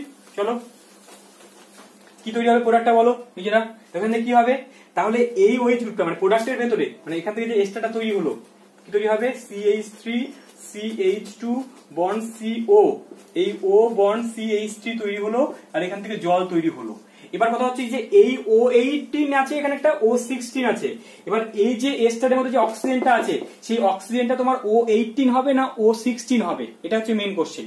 দেখো এখান থেকে কি হচ্ছে, কি বললাম স্যার, তাহলে যেহেতু এর OH গ্রুপটা কিন্তু বাইরে বের হয়ে চলে যায়, তাহলে ওই O18টা কিন্তু এস্টারের ভেতরে থেকে যাবে, এবং এখানে কিন্তু O18 থাকবে, আর জলের ভেতরে কিন্তু O18 আসবে না। ঠিক আছে, তাহলে এই যে এটাকে বলা হয় লেবেলিং এক্সপেরিমেন্ট। ঠিক আছে, এটা কি বলা হয় স্যার, লেবেলিং এক্সপেরিমেন্ট। ঠিক আছে, এক্সপেরিমেন্ট মানে কি স্যার, এটা অ্যাকচুয়ালি ট্র্যাক করা আর কি, মানে অ্যাকচুয়ালি এই যে এইভাবে কি করা হয়, অ্যাকচুয়ালি বিক্রিয়ার মেকানিজম মানে কি, প্রথমে বিক্রিয়াটা করানো হয়, করে নিয়ে তোমার ফাইনাল প্রোডাক্টটা দেওয়া হয়, এবং সেটাকে আমরা মাথার মধ্যে আমরা ভাবি যে বিক্রিয়াটা অ্যাকচুয়ালি কিভাবে হতে পারে, সেটাকে তো আমরা প্রপোজড মেকানিজম বলি আর কি। এবার অ্যাকচুয়ালি এই বিক্রিয়াটা যে মানে অ্যাসিডটাই যে OH গ্রুপ ছাড়ছে, সেটা কিন্তু আমরা এই যে এই বিক্রিয়াটা, যেটা আমরা অক্সিজেনটাকে আমরা লেবেলিং করে দিলাম, লেবেলিং করার ফলে দেখো আমরা কি আলটিমেটলি যে প্রোডাক্টটা এস্টারটা যে পাওয়া গেল, সেই এস্টারটার ভেতরে দেখা গেল O18টা চকচক করছে আর কি, O18টা তো ডিকে করছে। তাহলে আমরা বুঝতে পারলাম কি, যদি এই যে মিথাইল তার সঙ্গে যে অক্সিজেনটা আছে, এই অক্সিজেনটা ছিল, তাহলে এ যদি OH গ্রুপটা ছাড়তো, তাহলে তো এই O18 তো বাইরে বেরিয়ে চলে আসতো, কিন্তু যেহেতু O18টা এর মধ্যে থেকে গেল, তার মানে কি এ মোটেই কিন্তু OH ছাড়ে নাই, শুধুমাত্র H-টাকেই ছাড়ছে, আর এরই OH গ্রুপটা কিন্তু বাইরে বের হয়ে চলে আসছে। ঠিক আছে, ব্যাপারটা বোঝা গেছে, একদম ক্লিয়ার? ঠিক আছে স্যার, তাহলে আমরা দেখো এস্টারিফিকেশন বিষয়টা কিন্তু খুব ভালো করেই আমরা বুঝে গেলাম। ঠিক আছে, তাহলে তোমরা এটা নিজেরা করবে, এখন করে নিয়ে কমেন্ট করে বলবে। আমি কয়েকটা কোশ্চেন দিচ্ছি তোমাদেরকে, দেখো CH3 COOH প্লাস হচ্ছে গিয়ে CH3 CH2OH। ঠিক আছে, এখানে এই অক্সিজেনটাকে O18 করে দেওয়া হয়েছে, করে দিয়ে এখান থেকে গাঢ় H2SO4 দেওয়া হয়েছে, গাঢ় H2SO4 দেওয়া আছে, এটা রিভার্সিবল বিক্রিয়া হয়। ঠিক আছে, দেওয়া হয়েছে। তাহলে এখানে প্রোডাক্টটা কি তৈরি হবে তোমরা কিন্তু গিয়ে নিজেরা করো, করে নিয়ে বলো আমাকে কি তৈরি হবে। ঠিক আছে, আচ্ছা এখান থেকে কি হবে স্যার, তাহলে করো এটা, এটা করলে কি হবে, এর ওইচ গ্রুপটা কিন্তু বাইরে বের হয়ে যাবে। তাহলে প্রোডাক্টটা কি তৈরি হবে, CH3 বন্ড CO, এবার এখান থেকে O, আচ্ছা এখান থেকে কি হবে, এর OH আর এর H মিলে বাইরে বেরিয়ে চলে গেল। তাহলে এখানে কি হবে, এই অক্সিজেন, এখানে অক্সিজেনটা থাকবে, এই CH2, এই CH3 থাকবে, এবং জলটা যে আসবে H2O যে আসবে তার ভেতরে O18টা চলে আসবে, কারণ এর OH-টা কিন্তু ছেড়ে দেবে। ঠিক আছে, ওটা ক্লিয়ার? আচ্ছা এটা কি হবে স্যার, CH2OH, CH2OH অ্যালকোহল আছে, তার ভেতরে দেওয়া হয়েছে হচ্ছে গিয়ে HO বন্ড COOH,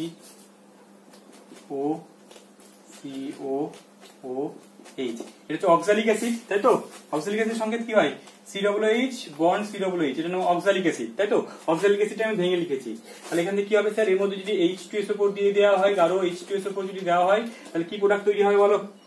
সিম্পল ব্যাপার, এর OH না এর OH আর এর H মিলে বাইরে বেরিয়ে চলে আসবে, আর এর OH মানে এর H আর এর OH মিলে জল বের হয়ে চলে আসবে।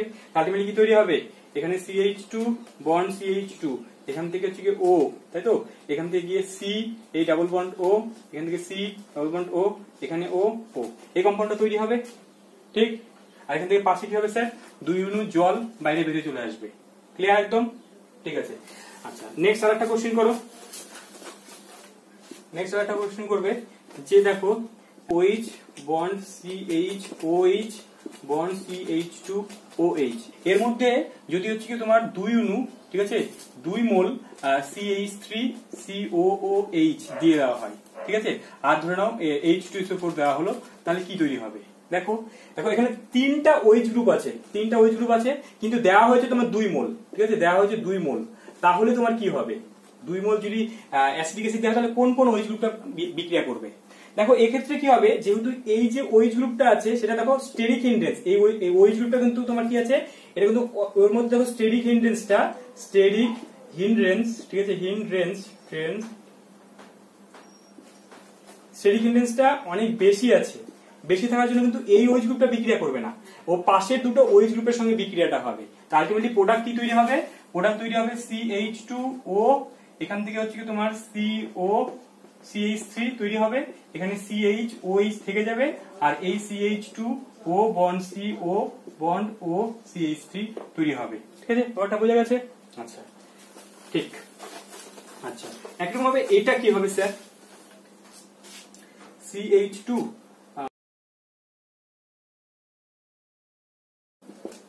H2SO4 দেওয়া আছে, দেখো কি প্রোডাক্ট তৈরি হবে, বলো তো এই প্রোডাক্টটা কি তৈরি হবে? এর মধ্যে দেখো, এর মধ্যে একটা কম্পাউন্ডের ভিতরে COOH আছে, বাট একটা কম্পাউন্ডের মধ্যেই তোমার OH গ্রুপ আছে। তাহলে দেখো নিজেদের মধ্যেই কিন্তু আলাদা করে অ্যালকোহল এখানে দেওয়ার ব্যাপার নেই, বা আলাদা করে অ্যাসিড দেওয়ার দরকার নেই। তাই জন্য এখানে কিন্তু ইন্ট্রামলিকুলার এস্টারিফিকেশন বিক্রিয়া হয়ে যাবে। দেখো নিজেদের মধ্যে কি বললাম স্যার, ইন্ট্রামলিকুলার এস্টারিফিকেশন হয়ে যাবে, ঠিক আছে, এস্টারিফিকেশন হয়ে যাবে, ইন্টারমলিকুলার এস্টারিফিকেশন হয়ে যাবে। ইন্টারমলিকুলার মানে কি স্যার, এক্ষেত্রে কি যখন গাঢ় সালফিউরিক অ্যাসিড দেবো, তাহলে কি হবে, এর H আর এর OH মিলে জল বের হয়ে চলে আসবে। যদি জল বের হয়ে যায় তাহলে কি তৈরি হবে, এখান থেকে এই CH2, এই O, এই CH2 হবে, এই আলটিমেটলি এই 5 মেম্বার রিংটা তৈরি হয়ে যাবে, তাই তো? তাহলে এটা একটা সাইক্লিক এস্টার, এটা একটা সাইক্লিক এস্টারটা তৈরি হয়ে যাবে। ঠিক, তাহলে ব্যাপারটা বুঝে গেছি স্যার। এরকম যদি মানে আলাদা করে যদি দুটো দেওয়া নাও থাকে, তাহলে কিন্তু তুমি বুঝিয়ে যাবে কি, যে যখন এরকম গাঢ় সালফিউরিক অ্যাসিড দেওয়া থাকবে এবং তার মধ্যে একটা অ্যাসিড গ্রুপ, একটা অ্যালকোহল গ্রুপ দেওয়া থাকবে, তার মধ্যে তোমাকে কিন্তু বুঝে নিতে হবে এটা এস্টারিফিকেশন হবে। আর OH গ্রুপ কোথা থেকে বের করবে আর H গ্রুপ কোথা থেকে বের করবে সেটা তুমি পারবেই এখন। ঠিক, একদম এস্টারিফিকেশন পুরো ক্লিয়ার হয়ে গেছে তো? স্যার আমরা নেক্সট যেটা চলে আসবো সেটা হচ্ছে তোমার অ্যাসিড ক্লোরাইডের সঙ্গে বিক্রিয়া এবং অ্যাসিড অ্যানহাইড্রেটের সঙ্গে বিক্রিয়া। ঠিক আছে, কি বললাম, নেক্সট যে বিক্রিয়াটা করবো আমরা, অ্যাসিড অ্যালকোহলের বিক্রিয়া। দেখো স্যার এই বিক্রিয়াটাকে অ্যাসাইলেশন বলা হয়। অ্যাসাইলেশন মানে কি, যেখানে আমরা অ্যাসাইল গ্রুপটাকে ঢোকাবো, মানে কি স্যার, R বন্ড CO এই গ্রুপটাকে আমরা প্রবেশ করাবো, তাই জন্য এটাকে কি বলা হয়, অ্যাসাইলেশন বিক্রিয়া বলা হয়। স্যার কি বলা হচ্ছে কি, অ্যাসিড ক্লোরাইড আমরা কোনটাকে বলি, অ্যাসিড ক্লোরাইড মানে কি RCOX এর সঙ্গে লাগিয়ে দিলাম, মানে এখানে ক্লোরিন লাগিয়ে দিলে সেটাকে আমরা অ্যাসিড হ্যালাইড, বা এখানে ক্লোরিন লাগিয়ে দিলে এটার নাম হচ্ছে অ্যাসিড ক্লোরাইড বলবো। আর অ্যাসিড অ্যানহাইড্রাইড কোনটাকে বলে, অ্যানহাইড্রাইড মানে 2 ইউনিট অ্যাসিড থেকে যদি এখন জল বের হয়ে যায় সেটাকে আমরা অ্যাসিড অ্যানহাইড্রাইড বলি। যেমন ধরে নাও R বন্ড C ধরে নাও CO ও আছে, এখান থেকে ধরে নাও এই গ্রুপটা ধরে নাও হোল 2 আছে, হোল 2, তাই তো? এটাকে আমরা অ্যাসিড অ্যানহাইড্রাইড বলি। যেমন হচ্ছে গিয়ে CH3CO হোল 2O, এইভাবে লিখি আমরা। এটাকে কি বলে স্যার? এটা যেহেতু অ্যাসিডিক অ্যাসিড থেকে এই অ্যানহাইড্রাইডটা তৈরি হয়েছে, এটাকে বলবো আমরা অ্যাসিটিক অ্যানহাইড্রাইড। কি বললাম? Acetic anhydride. আর এটাকে আমরা ধরুন এখানে যদি CH3 লাগিয়ে দিই, CH3 লাগিয়ে দিলে এটাকে বলে কি? অ্যাসিটাইল ক্লোরাইড, তাই তো? এটাকে আমরা অ্যাসিটাইল ক্লোরাইড বলবো। আচ্ছা, তাহলে যাই হোক, তাহলে এই গ্রুপগুলোকে আমরা সাধারণত কি করবো? আমরা অ্যালকোহলের সঙ্গে বিক্রিয়া করাবো। চলো আমরা অ্যালকোহলের সঙ্গে বিক্রিয়া করাই। দেখো, একটা অ্যালকোহল নিয়ে নেবো, আর বন্ড, ঠিক আছে, আর বন্ড ও এইচ কে নেবো, ঠিক আছে, OH কে নেবো। এবার এর মধ্যে আমরা কি করেছি? ওই অ্যাসিড ক্লোরাইডটাকে নিয়েছি, ধরুন Cl bond CO bond R কে নিয়েছি, নিলাম। এবার নিলে এখান থেকে যখন আমরা অ্যালকোহলের মধ্যে অ্যাসিড ক্লোরাইডকে দিয়ে দেবো, বিক্রিয়া তো হয়ে যাবে, হয়ে গেল। হয়ে গিয়ে কি তৈরি হবে? আর বন্ড ও, দেখো এখানে কি হচ্ছে স্যার? দেখি কি করতে ইচ্ছা হচ্ছে, দেখো এর H আর এখান থেকে Cl কে বাইরে বের করে দাও, HCl বের হয়ে যাবে। তো বের হয়ে গিয়ে আগে তুমি HCl কে লিখে দাও, HCl তৈরি হয়ে গেল। পরে থাকলো কি এখান থেকে? এই O, C, O, এই R, এটা একটা এস্টার তৈরি হয়ে গেছে না? এস্টার তৈরি হয়ে গেছে। এই যে বিক্রিয়াটা, এই বিক্রিয়াটা করার সময় এখানে তোমাকে একটা মৃদু অ্যাসিড মানে মৃদু ক্ষার ব্যবহার করতে হবে। কেন মৃদু ক্ষার ব্যবহার করতে হবে স্যার? কেননা এই যে এস্টারটা যে তৈরি হলো, সেই এস্টারটা উৎপন্ন HCl এর সঙ্গে আবার বিক্রিয়া করে যায়। তো বিক্রিয়া করে কি করে স্যার? ও আবার হ্যালো অ্যালকেন তৈরি করে নিতে পারে, মানে মোদ্দা কথা উৎপন্ন এস্টারটা ভেঙে যেতে পারে, ঠিক আছে? তো তাই জন্য এই বিক্রিয়াটা করার জন্য আমাকে কি করতে হবে? একটা মৃদু ক্ষার, যেমন ধরো না আমরা হচ্ছে গিয়ে তোমার পিরিডিন ব্যবহার করতে পারি, বা তোমার ডাইমিথাইল অ্যামিন ব্যবহার করতে পারি, বা লঘু NOH দ্রবণে কিন্তু বিক্রিয়াটা করতে পারি। তো সাধারণত তোমার এখানে আমরা কি করা হয় না, বিক্রিয়াটা করার সময় পিরিডিন, ঠিক আছে, পিরিডিন, এই ক্ষারটা, পিরিডিনের সংকেত কি স্যার? পিরিডিনের সংকেত হচ্ছে কি এই বেনজিনের মতোই হয়, এখানে একটা নাইট্রোজেন থাকে, তাই তো? এটা একটা হেটেরোসাইক্লিক অ্যারোমেটিক কম্পাউন্ড, এই নাইট্রোজেন থাকে, এটা হচ্ছে পিরিডিনের সংকেত, তাই তো? তোমরা এটা বায়োলজিতে পেয়ে থাকবে। তো পিরিডিন আছে। এবার এই পিরিডিন কি করে? উৎপন্ন যে HCl ছিল, সেই HCl এর সঙ্গে বিক্রিয়া করে পিরিডিনিয়াম ক্লোরাইড তৈরি করে নেয়, মানে এর সঙ্গে H টা এসে যুক্ত হয়ে যায় আর Cl টা যুক্ত হয়ে একটা লবণ তৈরি করে নেয়। তাহলে উৎপন্ন অ্যাসিডটা থাকছে না, তো না থাকার জন্য কি হবে? এই এস্টারটা এখানে গিয়ে স্টেবল হয়ে যাবে। তো তাই জন্য কি বললাম স্যার, এই যে অ্যাসাইলেশন আমরা যে বিক্রিয়াটা করছি, যেখানে একটা অ্যালকোহলের সঙ্গে একটা অ্যাসিড ক্লোরাইড বা একটা অ্যাসিড অ্যানহাইড্রাইডের সঙ্গে যখন বিক্রিয়া করাচ্ছি, সেখানে সেই বিক্রিয়াটাকে অবশ্যই একটা মৃদু ক্ষারীয় দ্রবণে করতে হবে, এবং সেখানে মৃদু ক্ষার হিসেবে আমরা সাধারণত পিরিডিন ব্যবহার করে থাকি। কেন পিরিডিনের এখানে ভূমিকাটা কি না? পিরিডিন উৎপন্ন HCl এর সঙ্গে বিক্রিয়া করে সেই HCl টাকে নষ্ট করে দেয়। তো তার ফলে এস্টারটা মানে বিক্রিয়াটা এস্টার পর্যন্তই স্টেবল হয়ে যায়, মানে এস্টারের পরে আর কোনো ফার্দার বিক্রিয়া হয় না। তো তাই জন্য পিরিডিনটাকে এখানে ব্যবহার করতে হয়। তাহলে ব্যাপারটা বুঝে গেছি। তাহলে স্যার এটা অ্যালকোহলের সঙ্গে বিক্রিয়া করলাম, তো তাহলে স্যার এটা আমরা যদি অ্যানহাইড্রেটের সঙ্গে যদি বিক্রিয়া করাই, ঠিক আছে, অ্যানহাইড্রেটের সংকেত কি হয় স্যার? অ্যানহাইড্রেট ধরুন আর বন্ড সি ও বন্ড ও বন্ড সি ও বন্ড আর, এটা একটা হচ্ছে কি অ্যানহাইড্রাইড। এবং অ্যানহাইড্রাইডের ক্ষেত্রে কি হবে স্যার? এখান থেকে একটা কার্বক্সিলিক অ্যাসিড বাইরে বের হয়ে যাবে। কার্বক্সিলিক অ্যাসিড বাইরে বের হবে মানে কি? আর সি ও ও এর H টাকে নিয়ে এই কার্বক্সিলিক অ্যাসিডটা বাইরে বের হয়ে যাবে, ঠিক আছে? তাহলে বের হয়ে গেলে কিন্তু আর বন্ড সি ও ও H আগে বাইরে বের হয়ে চলে আসলো, বাকি পড়ে থাকলো এখান থেকে কি? এখান থেকে পড়ে থাকলো আর বন্ড ও বন্ড সি ও বন্ড আর, এই যে এস্টারটা তৈরি হলো। এবার স্যার এই বিক্রিয়াটা করার সময় কিন্তু অবশ্যই পিরিডিন ব্যবহার করতে হবে, মানে মৃদু ক্ষার ব্যবহার করতে হবে, কেননা কিন্তু এই অ্যানহাইড্রাইডের বিক্রিয়াটা করাতে গেলে কিন্তু অবশ্যই পিরিডিনের দরকার পড়ে আর কি, ঠিক আছে? তাই জন্য এখানে কিন্তু অবশ্যই পিরিডিন কথাটা কিন্তু উল্লেখ করবোই, পিরিডিন দ্রাবকে কিন্তু বিক্রিয়াটা করতেই হবে, ঠিক আছে? পিরিডিন দ্রাবকে কেন করতে হবে ব্যাপারটা তুমি বুঝে গেছি, কারণ যে উৎপন্ন যে অ্যাসিডটা উৎপন্ন হয়, সেই অ্যাসিডটা কিন্তু এস্টারটাকে আবার নষ্ট করে দিতে পারে। তো তাই জন্য কিন্তু পিরিডিন দ্রাবকে বিক্রিয়াটা করতে হবে, ঠিক আছে? ব্যাপারটা বোঝা গেছে তো? একদম ক্লিয়ার? তাহলে চলো তোমরা কয়েকটা এখান থেকে বিক্রিয়াটা করো। স্যার এখান থেকে আরেকটা জিনিস একটু বলে দিই, যে এখান থেকে যদি এই আর গ্রুপটার জায়গায় তুমি ধরো আমি মিথাইল গ্রুপকে নিয়ে নিলাম, মিথানলকে নিলাম, এবার এখানে ধরে নাও এই আর গ্রুপের মানে এই এর আর গ্রুপের সঙ্গে যদি CH3 লাগানো হয়, ঠিক আছে, এখানে একটা CH3 মানে অ্যাসিডিক অ্যানহাইড্রাইড যদি নেওয়া হয়, তাহলে এখান থেকে কি তৈরি হবে স্যার? এই যে এখান থেকে ধরুন CH3 থাকলো, আর এখান থেকে ধরুন তোমার হচ্ছে গিয়ে এর সঙ্গে CH3 থাকলো, তাহলে উৎপন্ন যে আমাদের যে অ্যালকোহলটা নেওয়া হয়েছিল, সেই অ্যালকোহলের মধ্যে কোন গ্রুপটা ঢুকেছে না? এটা দেখো অ্যাসিটাইল গ্রুপটা ঢুকেছে। তাই জন্য যদি আমরা অ্যাসিটিক অ্যানহাইড্রাইড ব্যবহার করি, বা আমরা অ্যাসিড ক্লোরাইড বা অ্যাসিটাইল ক্লোরাইড যদি ব্যবহার করা হয়, কি বললাম স্যার? যে এখানে যে আমরা অ্যাসিড ক্লোরাইড হিসেবে, ঠিক আছে, অ্যাসিড ক্লোরাইড হিসেবে মানে আর COCl এর জায়গায় যদি আমরা CH3COCl নিই তাহলে যে বিক্রিয়াটা হবে সেটাকে বলা হবে তোমার অ্যাসিটাইলেশন বিক্রিয়া। ঠিক আছে, কি বললাম স্যার? সেই বিক্রিয়াটা আমরা বলবো অ্যাসিটাইলেশন বিক্রিয়া। ঠিক আছে, অ্যাসিটাইলেশন বিক্রিয়া এটা।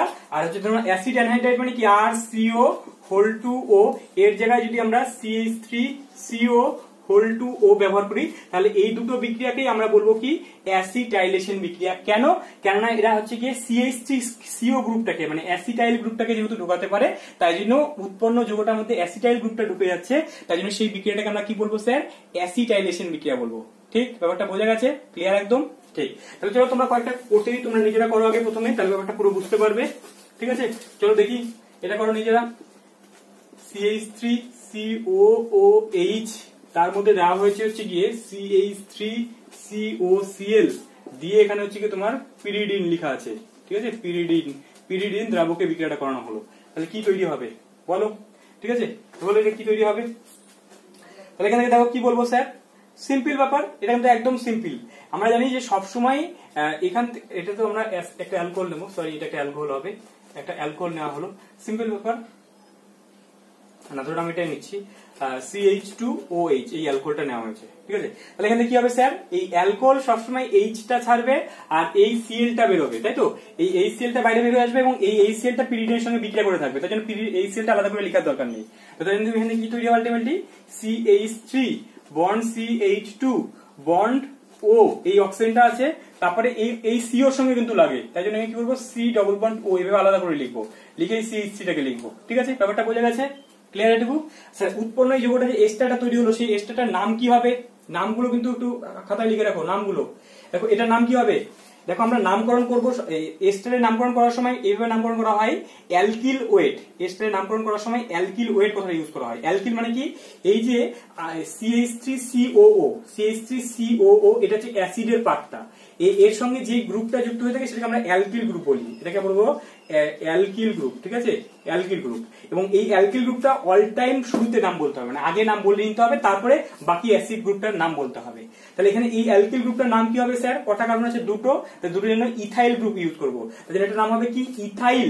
এবং এখানে কটা কার্বন আছে? দুটো কার্বন আছে, ইথাইল ইথানয়েট, বা এটাকে যেহেতু আমরা অ্যাসিডিক অ্যাসিড থেকে পেয়েছি তাই জন্য এটার নাম হবে অ্যাসিটেট। তাহলে এই কম্পাউন্ডটার নাম কি হবে? ইথাইল। ইথাইল, কারণ এই যে ইথাইল গ্রুপটাকে বললাম এবং এখানে অ্যাসিটিক অ্যাসিড থেকে আসছে তাই জন্য একে বলবো অ্যাসিটেট। ঠিক আছে, ইথাইল অ্যাসিটেট, ইথাইল অ্যাসিটেট। বা এটার আরেকটা নাম হবে কি? Ethyl ethanoate. Ethyl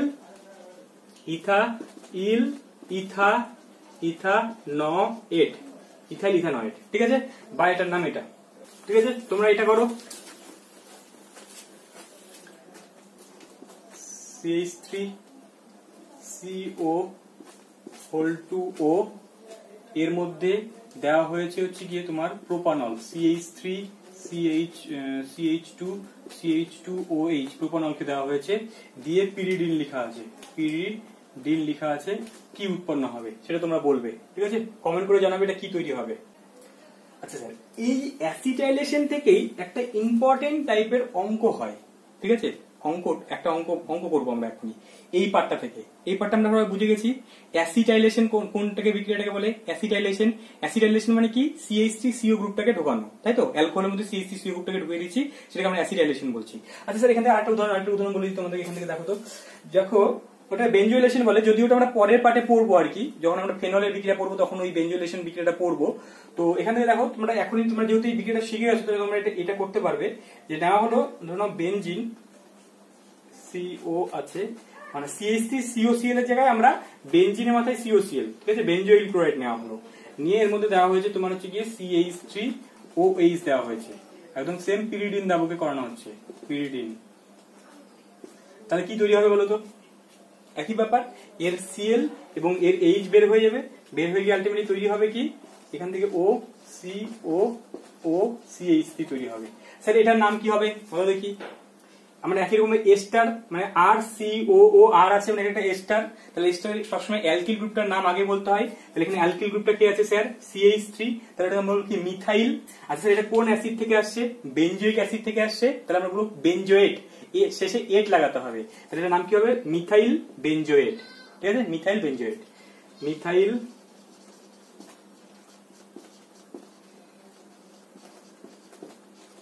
benzoate. ঠিক আছে, এটা একদম পুরো ক্লিয়ার। আচ্ছা এবার এখান থেকে এই অ্যাসিটাইলেশনের উপরে কিছু অঙ্ক হয়, জাস্ট এটুকু তোমরা দেখো ব্যাপারটা, তাহলে ক্লিয়ার হবে ব্যাপারটা। তোমাদের একটা অঙ্ক হবে যে দেখো আমাদের একই রকম ভাবে যদি এখানে আমরা দুটো CH2COH হ্যাঁ CH2OH এই গ্রুপটা আছে, এর মধ্যে যদি আমরা ওই অ্যাসিটাইলেশন করি মানে ধরো না 2 মোল CH3COCl দিয়ে দেওয়া হয়, তাহলে কি হবে স্যার? অবশ্যই তাহলে 2 মোল এর মধ্যে ঢুকে যাবে, তাহলে তৈরি হবে কি CH2, এই CH2 এর সঙ্গে তোমার কি হবে OCOCH3 গ্রুপ যুক্ত হয়ে যাবে, এর সঙ্গে OCOCH3 গ্রুপটা যুক্ত হয়ে যাবে, তাহলে 2 মোল। তাহলে এর মধ্যে যতগুলো OH গ্রুপ থাকবে, কি বললাম স্যার এই যেটা ভালো করে খেয়াল করো যে আমরা যখন অ্যাসিডাইলেশন করাচ্ছি তো এর মধ্যে যতগুলো OH গ্রুপ থাকবে ঠিক ততগুলোই হচ্ছে কি CH3CO গ্রুপটা যুক্ত হবে না?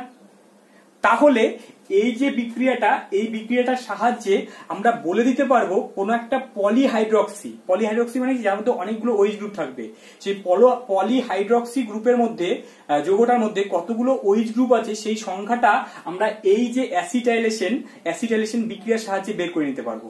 কিভাবে সেটা দেখো, ব্যাপারটা এরকম যে ধরে নাও কোথাও এখানে জাস্ট একটা যদি আমরা যদি একবার অ্যাসিটাইলেশন হয় মানে একটা OH গ্রুপ যদি বিক্রিয়া অংশগ্রহণ করে, তাহলে দেখো মানে তার আণবিক ভরের কি পরিবর্তন হবে। কিরকম?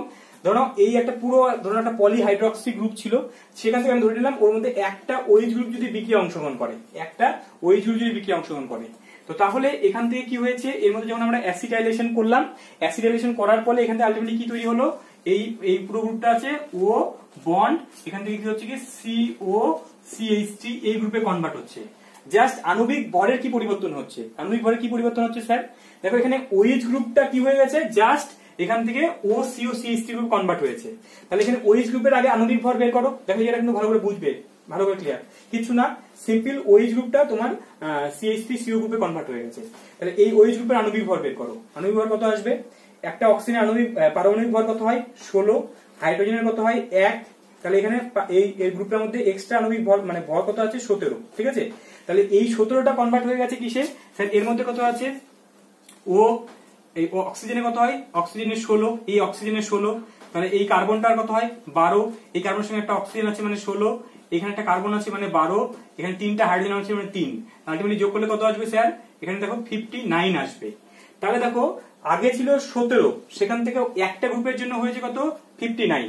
তাহলে আণবিক ভরের পরিবর্তন কত হলো? যদি একবার অ্যাসিটাইলেশন হয় তাহলে আণবিক ভরের পরিবর্তন কতটা হবে? 59 হয়েছে, সেখান থেকে যদি আমি 17টা যদি বাদ দিয়ে দিই তাহলে কত আসবে স্যার? কত আসবে? 42। তাহলে কি দেখো একবার যদি আমরা অ্যাসিটাইলেশন করি, তাহলে তার মধ্যে এক্সেস ভর বৃদ্ধি পাচ্ছে হচ্ছে কি 42, ঠিক আছে। এবার ধরুন সাপোজ তোমাকে এভাবে বলা হলো যে কোন একটা তোমাকে পরীক্ষায় কোশ্চিন আসবে এরকম, ঠিক আছে স্যার। কোশ্চিনটা এরকম আছে যে একটি পলিহাইড্রক্সি যৌগের আণবিক ভর তোমাকে বলে দেওয়া আছে 168, ঠিক আছে। এর অ্যাসিটাইল যৌগের আণবিক ভর মানে অ্যাসিটাইলেশন করার পরে যে অ্যাসিটাইল যৌগটা পাওয়া গেল তার আণবিক ভর বলে দেওয়া আছে 294, ঠিক আছে। এবার বলেছে যৌগটির মধ্যে কটি OH গ্রুপ আছে সেটা তোমাকে বের করতে বলেছে। তাহলে আমরা এক্ষুনি দেখলাম যে একটা OH গ্রুপের যদি অ্যাসিটাইলেশন হয়, এখান থেকে ধরে নাও OCOCH3 হয়, তাহলে প্রথমে ছিল 17, পরে হয়ে গেল 59, তাহলে একটার জন্য পরিবর্তন হয় কত না তোমার 59 মাইনাস 17, তাহলে হচ্ছে কি 42, মানে একটার জন্য পরিবর্তন হয় 42। তাহলে দেখো এই যৌগটার মধ্যে দেখো আণবিক ভরের পরিবর্তন কতটা হচ্ছে সেটাকে বের করে নাও। তাহলে আমরা কি লিখবো? ডট ডট দিয়ে হচ্ছে কি অ্যাসিটাইলেশনের ফলে, ঠিক আছে, পুরোপুরি লিখছি না, তোমরা লিখো যে অ্যাসিটাইলেশনের ফলে যে আণবিক ভরের পরিবর্তন, আণবিক পরিবর্তন কত স্যার? 294 মাইনাস 168, তাই তো। এটা মাইনাস করলে কত আসবে তোমার? হচ্ছে 126 আসবে, ঠিক আছে। 126 মাইনাস করলে, আচ্ছা এবার কি হবে স্যার? তাহলে আমরা অতিরিক্ত ভর বেড়ে গেছে হচ্ছে কি এত, তাহলে একটার জন্য ভর বৃদ্ধি পায় 42, তাহলে এতর জন্য কতটা ভর বৃদ্ধি পাবে? তাহলে আমরা কি করবো স্যার? অতএব ওইচ গ্রুপের সংখ্যা কতগুলো হবে না, এই যে 126 যে বিয়োগফলটা আসবে সেটাকে আমরা 42 দিয়ে ভাগ করে দেবো। একটার জন্য তোমার হচ্ছে কি 42 দিয়ে ভাগ করে দিলাম, তাহলে ভাগ করলে কত আসবে 3 আসবে। অর্থাৎ কি যৌগটার ভেতরে কটা পলিহাইড্রক্সি গ্রুপ আছে না 3টা পলিহাইড্রক্সি গ্রুপ আছে। সিম্পল ব্যাপার, একদম বুঝে গেছো, একদম ক্লিয়ার। ঠিক আছে, ঠিক আছে। নেক্সট দেখো তোমার স্ক্রিনে একটা কোশ্চিন আসছে, সেই কোশ্চিনটা তোমরা নিজেরা করো, করে নিয়ে আমাকে কমেন্ট করে বলো যে কটা ওইচ গ্রুপের সংখ্যা আসবে। দেখো একটা কোশ্চিন আসছে তোমার স্ক্রিনের মধ্যে। তাহলে দেখো স্যার আমাদের ও বন্ড এইচ এর বন্ধনে 3টা বিক্রিয়া ছিল, 3টা বিক্রিয়া কিন্তু আমরা ভালো করে বুঝে গেছি। এবার বাকি আমাদের থাকলো কি পরের যে স্টেপটা, সেটা হচ্ছে গিয়ে আমরা পড়বো হচ্ছে গিয়ে সি বন্ড ও এইচ। ঠিক আছে, যেখানে এই বন্ডটা ভাঙবে সেই বন্ধনটা ভাঙার মাধ্যমে কয়েকটা বিক্রিয়া আমরা এখান থেকে পড়বো। ঠিক আছে, সি বন্ড ও এইচ বন্ধন বিভাজনের মাধ্যমে বিক্রিয়াগুলো আমরা পড়বো। প্রথম যে বিক্রিয়াটা পড়বো, দেখো এই প্রত্যেকটা বিক্রিয়া কিন্তু আমরা আগে পড়ে গেছি, তাই জন্য এখানে পুরো ডিটেলস আমি যাবো না, কারণ তোমাদেরকে পুরো ডিটেলস মেকানিজম সমেত আমরা আগে আলোচনা করেছিলাম হ্যালোঅ্যালকেন হ্যালোডিনের ফার্স্টের দিকে। ঠিক আছে, প্রস্তুতির সময়। যেহেতু আমি এখানে তোমাদেরকে বলে দিই যে যখন প্রথমে আমরা পড়বো যে হ্যালোজেন অ্যাসিড HX এর সঙ্গে বিক্রিয়া, এর সঙ্গে বিক্রিয়া আমরা প্রথমে পড়বো। ঠিক আছে, এর সঙ্গে বিক্রিয়া তো আমরা জানি, তাহলে কি হলো একটা অ্যালকোহল নেওয়া হলো আর বন্ড OH, তো তার সঙ্গে কি করবো স্যার, তার সঙ্গে হচ্ছে HCl এর বিক্রিয়া করাবো। HCl এর যদি বিক্রিয়া করাই তাহলে কি হবে, এই জল হয়ে বাইরে বেরিয়ে আসবে, আর বন্ড X মানে Cl তৈরি হবে, আর এখান থেকে জলটা বাইরে বেরিয়ে আসবে। এবং এই HCl এর সঙ্গে মানে HCl থেকে যদি গ্যাস নেওয়া হয়, ঠিক আছে, HCl গ্যাস নেওয়া হলো, আর এখান থেকে তোমার হচ্ছে গিয়ে যদি অ্যানহাইড্রাস অনাদ্র তোমার হচ্ছে কি ZnCl2, যদি ZnCl2 না হয় তাহলে সেটা কিসের পদ্ধতি বলা হয় স্যার, গ্রোভের পদ্ধতি, তাই তো। সেটা হচ্ছে গিয়ে গ্রোভের পদ্ধতি বলা হয়। এবং এই পদ্ধতি কি হয় স্যার, 1 ডিগ্রি এবং 2 ডিগ্রি অ্যালকোহল গুলো সহজেই বিক্রিয়া অংশগ্রহণ করে, 1 ডিগ্রি 2 ডিগ্রি সহজেই বিক্রিয়া করে হ্যালো অ্যালকেন তৈরি করে। কি SN2 ধাপে হয়, তাই তো, SN2 ধাপে হয়। এটা তোমার হচ্ছে গিয়ে হ্যালোজেন অ্যাসিডের সঙ্গে বিক্রিয়া। এবং ধরো নাও HBr এর সঙ্গে যদি বিক্রিয়া করা হয়, OH ছিল, তার সঙ্গে যদি HBr এর বিক্রিয়া করানো হয়, তার মধ্যে অবশ্যই অল্প পরিমাণে লঘু মানে সালফিউরিক অ্যাসিড দিতে হয়, তাহলে কি হয় ক্যাটালাইটিক বিক্রিয়া হবে, তাড়াতাড়ি বিক্রিয়াটা হয়ে যাবে। কারণ এর মধ্যে যদি আমরা অল্প পরিমাণ H2SO4 দিয়ে দিই তাহলে কি হবে স্যার, সহজেই বিক্রিয়াটা হয়ে গিয়ে আর বন্ড Br ঢুকে যাবে এখান থেকে, আর এখানে পাশে হচ্ছে তোমার কি হবে না, জল হয়ে বাইরে বেরিয়ে চলে আসবে। এটা এখানে কিসের কাজ করছে না, অনুঘটকের কাজ করছে, তাই তো। আর এক্ষেত্রে যেমন আর বন্ড OH এর সঙ্গে তোমার হচ্ছে HI এর সঙ্গে যখন আমরা বিক্রিয়া করাচ্ছি তখন কিন্তু আর এর বিক্রিয়া মানে অ্যাসিডের বিক্রিয়া করার প্রয়োজন পড়ে না। তার কারণ কি, কারণ HI একটা তীব্র অ্যাসিড, তাই জন্য সহজেই বিক্রিয়া করে গিয়ে অ্যালকাইল আয়োডাইড যৌগটা তৈরি করে নেয়, তাই তো। হ্যালোজেন অ্যাসিডের সঙ্গে বিক্রিয়াগুলো আমরা প্রত্যেকটা জানি, পড়েছি এগুলো। আচ্ছা, এখানে আমরা পুরো ডিটেইলস যাচ্ছি না। নেক্সট আমরা চলে আসবো হচ্ছে হ্যালোজেন অ্যাসিডের সঙ্গে পরে নেক্সট 2 নম্বর বিক্রিয়া চলে আসবো, সেটা হচ্ছে ফসফরাস হ্যালাইডের সঙ্গে বিক্রিয়া। ঠিক আছে, এটা ইম্পর্টেন্ট। কি ফসফরাস হ্যালাইড।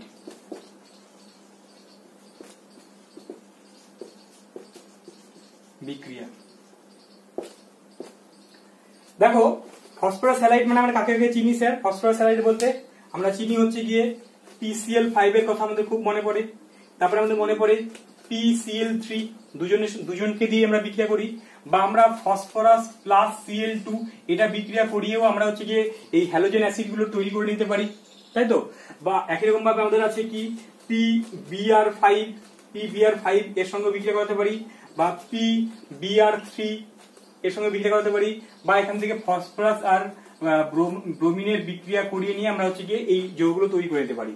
এটা হচ্ছে ফসফরাস হ্যালাইডের সঙ্গে বিক্রিয়া, ঠিক, তাই তো। আচ্ছা স্যার, নেক্সট দেখো এখান থেকে, আচ্ছা আরেকটা আছে তোমার I3, এটা দিয়েও কিন্তু বিক্রিয়া হয়, বা তোমার পরীক্ষা হলে কিন্তু ভেরি ভেরি ইম্পর্টেন্ট লেখা থাকে ফসফরাস প্লাস I2। ঠিক আছে, ফসফরাস প্লাস I2 এটা দিয়েও কিন্তু তোমার আয়োডিন ঢোকানো যায়, রূপান্তরের জন্য খুব কাজে লাগে ফসফরাস প্লাস I2। ঠিক আছে, দেখো কোনো জায়গায় তোমার এই ফসফরাসের সঙ্গে তোমার P4 লেখা থাকে, তুমি P4 লিখতে পারো বা তুমি ডাইরেক্ট P লিখতে পারো। ঠিক আছে, এবার এখানে আরেকটা জিনিস একটু বলে দিই তোমাদের স্যার, এখানে আরেকটা রিয়েজেন্ট হয় যে লাল ফসফরাস এবং HI, সেটা কিন্তু অন্য জিনিস একদম, এই জায়গায় খেয়াল রাখবে। কি বললাম, লাল ফসফরাস আর HI, লাল ফসফরাস এবং HI সেটা কিন্তু একটা বিজারক পদার্থ, এটার সঙ্গে কিন্তু গুলিয়ে ফেলবে না, এ কিন্তু কখনো হ্যালোজেন ঢোকাতে পারে না।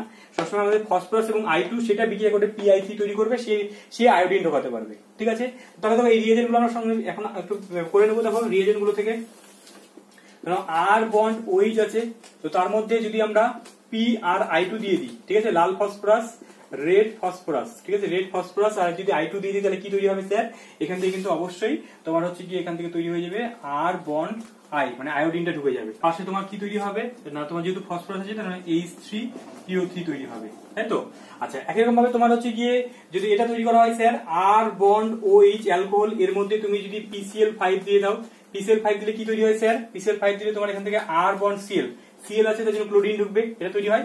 জাস্ট বাই প্রোডাক্টটা কি তৈরি হয়, বাই প্রোডাক্টটা তোমার তৈরি হয় হচ্ছে গিয়ে এখান থেকে তৈরি হয় PCl5 মানে HCl তৈরি হবে, আর এখান থেকে কি তৈরি হয় POCl3 তৈরি হয়, তাই তো।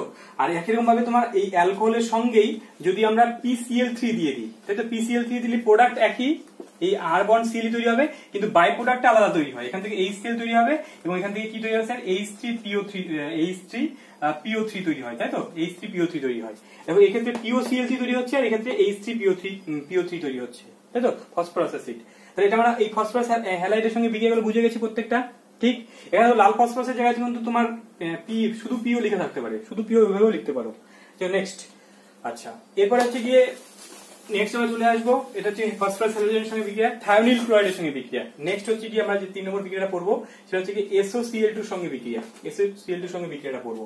দেখো SOCl2 এর সঙ্গে বিক্রিয়াটা কিভাবে পড়বো, SOCl2 এর সঙ্গে বিক্রিয়া দেখো আর বন্ড OH নেওয়া হলো, এর মধ্যে যদি SOCl2 যেটা কি থায়োনিল ক্লোরাইড, তাই তো। এই বিক্রিয়াটাকে কি বিক্রিয়া বলে স্যার, ডার্জেন বিক্রিয়া বলে, নোট করে নাও, ডার্জেন বিক্রিয়া, তোমরা ভুলে যাও কিন্তু ডার্জেন বিক্রিয়া, এটা হচ্ছে ডার্জেন বিক্রিয়া। পরীক্ষায় আসতে পারে ডার্জেন বিক্রিয়ার নোট টিকা লিখো বা হচ্ছে কি উদাহরণ দাও। ডার্জেন বিক্রিয়া, এই বিক্রিয়াটাকে ডার্জেন বিক্রিয়া বলে। কি তৈরি হয় স্যার, এখান থেকে আর বন্ড তোমার Cl ঢুকে যায়, এখান থেকে SO2 বাইরে বেরিয়ে চলে আসে, আর এখান থেকে HCl বাইরে বেরিয়ে চলে আসে। SO2 একটা গ্যাস, সে অটোমেটিক দ্রবণ থেকে বাইরে বের হয়ে আসে, Cl2 গ্যাস, সেটা অটোমেটিক দ্রবণ থেকে বাইরে বেরিয়ে চলে আসে। তো তাই জন্য এখান থেকে কি হয়, RCl-টাকে আমরা মানে পিউরিফিকেশন করার আলাদা করে প্রয়োজন পড়ে না, তাই জন্য ডার্জেন পদ্ধতিটা কিন্তু তোমার ওই PCl5 এর সঙ্গে বিক্রিয়া করার থেকে এই পদ্ধতিটা বেশি সুবিধা, তাই তো, এটা আমরা আগেও করেছি। আচ্ছা, নেক্সট আমরা একটা পড়বো স্যার, সেটা অ্যামোনিয়ার সঙ্গে বিক্রিয়া। অ্যামোনিয়ার সঙ্গে বিক্রিয়াটা কি হবে স্যার, 4 নম্বর অ্যামোনিয়া NH3 এর সঙ্গে বিক্রিয়া। অ্যামোনিয়ার সঙ্গে বিক্রিয়ায় হচ্ছে কি করা হয় না, এই অ্যামোনিয়া গ্যাসকে যদি তোমার হচ্ছে গিয়ে ওই অ্যালকোহলের বাষ্পের সঙ্গে যদি 360°C উষ্ণতায় যদি হিট করে নিয়ে সেটা যদি অ্যালুমিনিয়ার উপর দিয়ে যদি চালনা করা হয়, তাহলে সেক্ষেত্রে জল নির্গত হয়ে গিয়ে অ্যামিন প্রোডাক্ট তৈরি হয়ে যায়, এবং সেক্ষেত্রে তোমার 1° অ্যামিন, 2° অ্যামিন, 3° অ্যামিন মানে মিশ্র প্রোডাক্ট তৈরি হয়, ঠিক আছে। এক্ষেত্রে কিন্তু কোয়াটারনারি অ্যামিনটা তৈরি হয় না, যেটা তোমার হ্যালো অ্যালকেনের ক্ষেত্রে তোমার কোয়াটারনারি অ্যামিন তৈরি হয়ে গেছিল, কিন্তু এক্ষেত্রে কোয়াটারনারি অ্যামিন তৈরি হয় না, এক্ষেত্রে 1°, 2°, 3° অ্যামিন পর্যন্ত তৈরি হয়, মানে প্রাইমারি, সেকেন্ডারি, টারসিয়ারি অ্যামিন পর্যন্ত তৈরি হচ্ছে, ঠিক আছে। তাহলে কি বললাম স্যার, যখন ধরে নাও এই যে আমরা অ্যালকোহলটা নিলাম, নিয়ে এর মধ্যে যখন আমরা অ্যামোনিয়াটা দিচ্ছি, অ্যামোনিয়া যখন গ্যাসকে মধ্যে পাঠানো হলো, সেটা কি স্যার অ্যালুমিনার উপস্থিতিতে, অ্যালুমিনিয়া এখানে অনুঘটকের কাজ করছে, সে জল টানবে এবং 360 বা 350 বা 360°C যদি হিট করা হয়, তাহলে এখান থেকে কি হবে, এই অ্যামোনিয়ার কাছ থেকে একটা H, ঠিক আছে, অ্যামোনিয়ার একটা H আর এর OH মিলে এখান থেকে জল হয়ে বাইরে বেরিয়ে চলে আসবে। তাহলে এখান থেকে জলটা তো আগে বাইরে বেরিয়ে চলে আসলো, এখানে কি তৈরি হবে আর বন্ড NH2 মানে প্রাইমারি অ্যামিন তৈরি করা যাবে। কিন্তু স্যার এখানে কিন্তু বিক্রিয়াটা স্টপ হয় না, ঠিক আছে, বিক্রিয়াটা চলতেই থাকে। কেন, কি হচ্ছে, এই যে উৎপন্ন যে প্রাইমারি অ্যামিনটা যে তৈরি হলো, প্রাইমারি অ্যামিনটা যে তৈরি হলো, এ কি করে স্যার আরেকটা অ্যালকোহল, এর দোকানের মধ্যে অ্যালকোহল আছেই, আর কোনো অ্যালকোহলের সঙ্গে বিক্রিয়া করে, করে নিয়ে কি করে তোমার নেক্সট তোমার কি হচ্ছে, এই সেম রিয়েজেন্টের উপস্থিতিতে ও গিয়ে 2° অ্যামিনও তৈরি করে ফেলে, ঠিক আছে, 2° অ্যামিনও তৈরি করে। এবং এখানে যেহেতু আরেকটা হাইড্রোজেন আছে, যতক্ষণ হাইড্রোজেন থাকবে ততক্ষণ বিক্রিয়া চলতে থাকবে। আর বন্ড এই N বন্ড H, এখানে আর আছে, এবং আর কোনো অ্যালকোহলের সঙ্গে বিক্রিয়া করে নিয়ে, ঠিক আছে, সেম বিক্রিয়কের মানে সেম রিয়েজেন্টের উপস্থিতিতে এই আবার জল বের করে নিয়ে গিয়ে আলটিমেটলি কি তৈরি করে, N বন্ড R মানে টারসিয়ারি অ্যামিন পর্যন্ত তৈরি করে। তাই জন্য এই পদ্ধতিতে কি হয় না, তোমার হচ্ছে গিয়ে মিশ্র, ঠিক আছে, মিশ্র অ্যামিন তৈরি হয়, মিশ্র অ্যামিন তৈরি হয়, 1° তৈরি হয়, 2° তৈরি হয় এবং 3°, ঠিক আছে, অ্যামিন তৈরি হয়। ঠিক, ব্যাপারটা বোঝা গেছে। তাহলে দেখো এই ক্ষেত্রে এমন অ্যামিন প্রোডাক্ট তৈরি করার জন্য কিন্তু একটা ভালো পদ্ধতি না, যেহেতু এক্ষেত্রে মিশ্র প্রোডাক্ট তৈরি হচ্ছে। কিন্তু আমাদের সুবিধার্থে কোথাও যদি রূপান্তর করতে হয়, তাহলে রূপান্তর করার সময় আমরা কিন্তু এই প্রসেসটা ইউজ করতে পারি। তাহলে আমাদের তো আর করে দেখাতে হচ্ছে না, আমরা ইউজ করতেই পারি। যে যদি প্রাইমারি অ্যামিন কোথাও তৈরি করতে হয়, তাহলে অ্যামোনিয়া এবং অ্যালকোহলের উপস্থিতিতে তোমরা কিন্তু বিক্রিয়া করে প্রাইমারি অ্যামিন তৈরি করতে পারো। ঠিক, ব্যাপারটা বোঝা গেছে। তো আজকের ক্লাসে আমরা যে বিক্রিয়াগুলো করলাম, তোমরা আশা করা যায় প্রত্যেকটা বিক্রিয়া ভালো করে বুঝতে পেরে গেছো। আজকের ক্লাসটা আমরা এখানেই শেষ করছি, এবং শেষ করার আগে তোমাদের একটা হোমওয়ার্ক দিয়ে দিই, তোমরা সেই হোমওয়ার্কগুলো নিজেরা করতে থাকো। ক্লিন গ্লাইকল আছে CH2OH, তার মধ্যে 2 মোল CH3OH দেওয়া হয়েছে, কারো সালফিউরিক অ্যাসিড দেওয়া হয়েছে। তার মানে কি বিক্রিয়া হবে তোমরা তখন বুঝেই গেছো, এটা করে নিয়ে পাঠাবে আমাকে। নেক্সট হচ্ছে তোমার মিথানল। মিথানলের মধ্যে তোমার কি হয়েছে না, আমরা অ্যাসিডিক অ্যানহাইড্রাইড এবং পিরিডিন দিয়েছি, A তৈরি হয়েছে এবং A যৌগটার মধ্যে লঘু NaOH দেওয়া হয়েছে, B তৈরি হবে। দেখো এটা এর আগের দিনে কিন্তু বিক্রিয়ার মধ্যে তোমাকে একটু প্রবেশ করাতে হবে, একটু এর আগের দিনে তোমার স্ট্রাটিফিকেশন আর সাবানি ভবন ওই বিক্রিয়াগুলো ইউজ করতে হবে, তাহলে দেখো A আর B শনাক্তকরণ করবে। এখন 3 নম্বর যেটা অ্যাসিডিক অ্যাসিড, এখান থেকে তোমার কি বলেছে তোমার ইথানল দেওয়া হয়েছে এবং গাঢ় সালফিউরিক অ্যাসিড দেওয়া হয়েছে, এখান থেকে X তৈরি হয়েছে, তার মধ্যে সোডিয়াম আর ইথানল দিলে Y তৈরি হবে, X আর Y তোমাকে শনাক্তকরণ করতে বলেছে। এখানে রূপান্তর করতে বলেছে তোমাকে, অ্যাসিডিক অ্যাসিড থেকে বলেছে প্রোপাইল অ্যাসিটেট তৈরি করতে বলেছে, CH3 CH2 CH2 আর এখানে CH3CO, ঠিক আছে, তৈরি করতে বলেছে। এখন 2 নম্বরটা তোমার মিথানল থেকে সোডিয়াম দেওয়া হয়েছে, P তৈরি হয়েছে, P এর মধ্যে আবার ইথাইল ক্লোরাইড দেওয়া হয়েছে, Q তৈরি হয়েছে, P আর Q তোমাকে শনাক্তকরণ করতে বলেছে। এই যে 4টা তোমরা এটা করে নিয়ে আমাকে হোয়াটসঅ্যাপ গ্রুপে সেন্ড করো, এবং বাকি যে এর আগে যে তোমাকে মাঝখানে যে কোশ্চেনগুলো দিয়েছি ওগুলো তোমরা নিজেরা করে নিয়ে কমেন্ট করে জানাও। তাহলে দেখা হচ্ছে পরের ক্লাসে।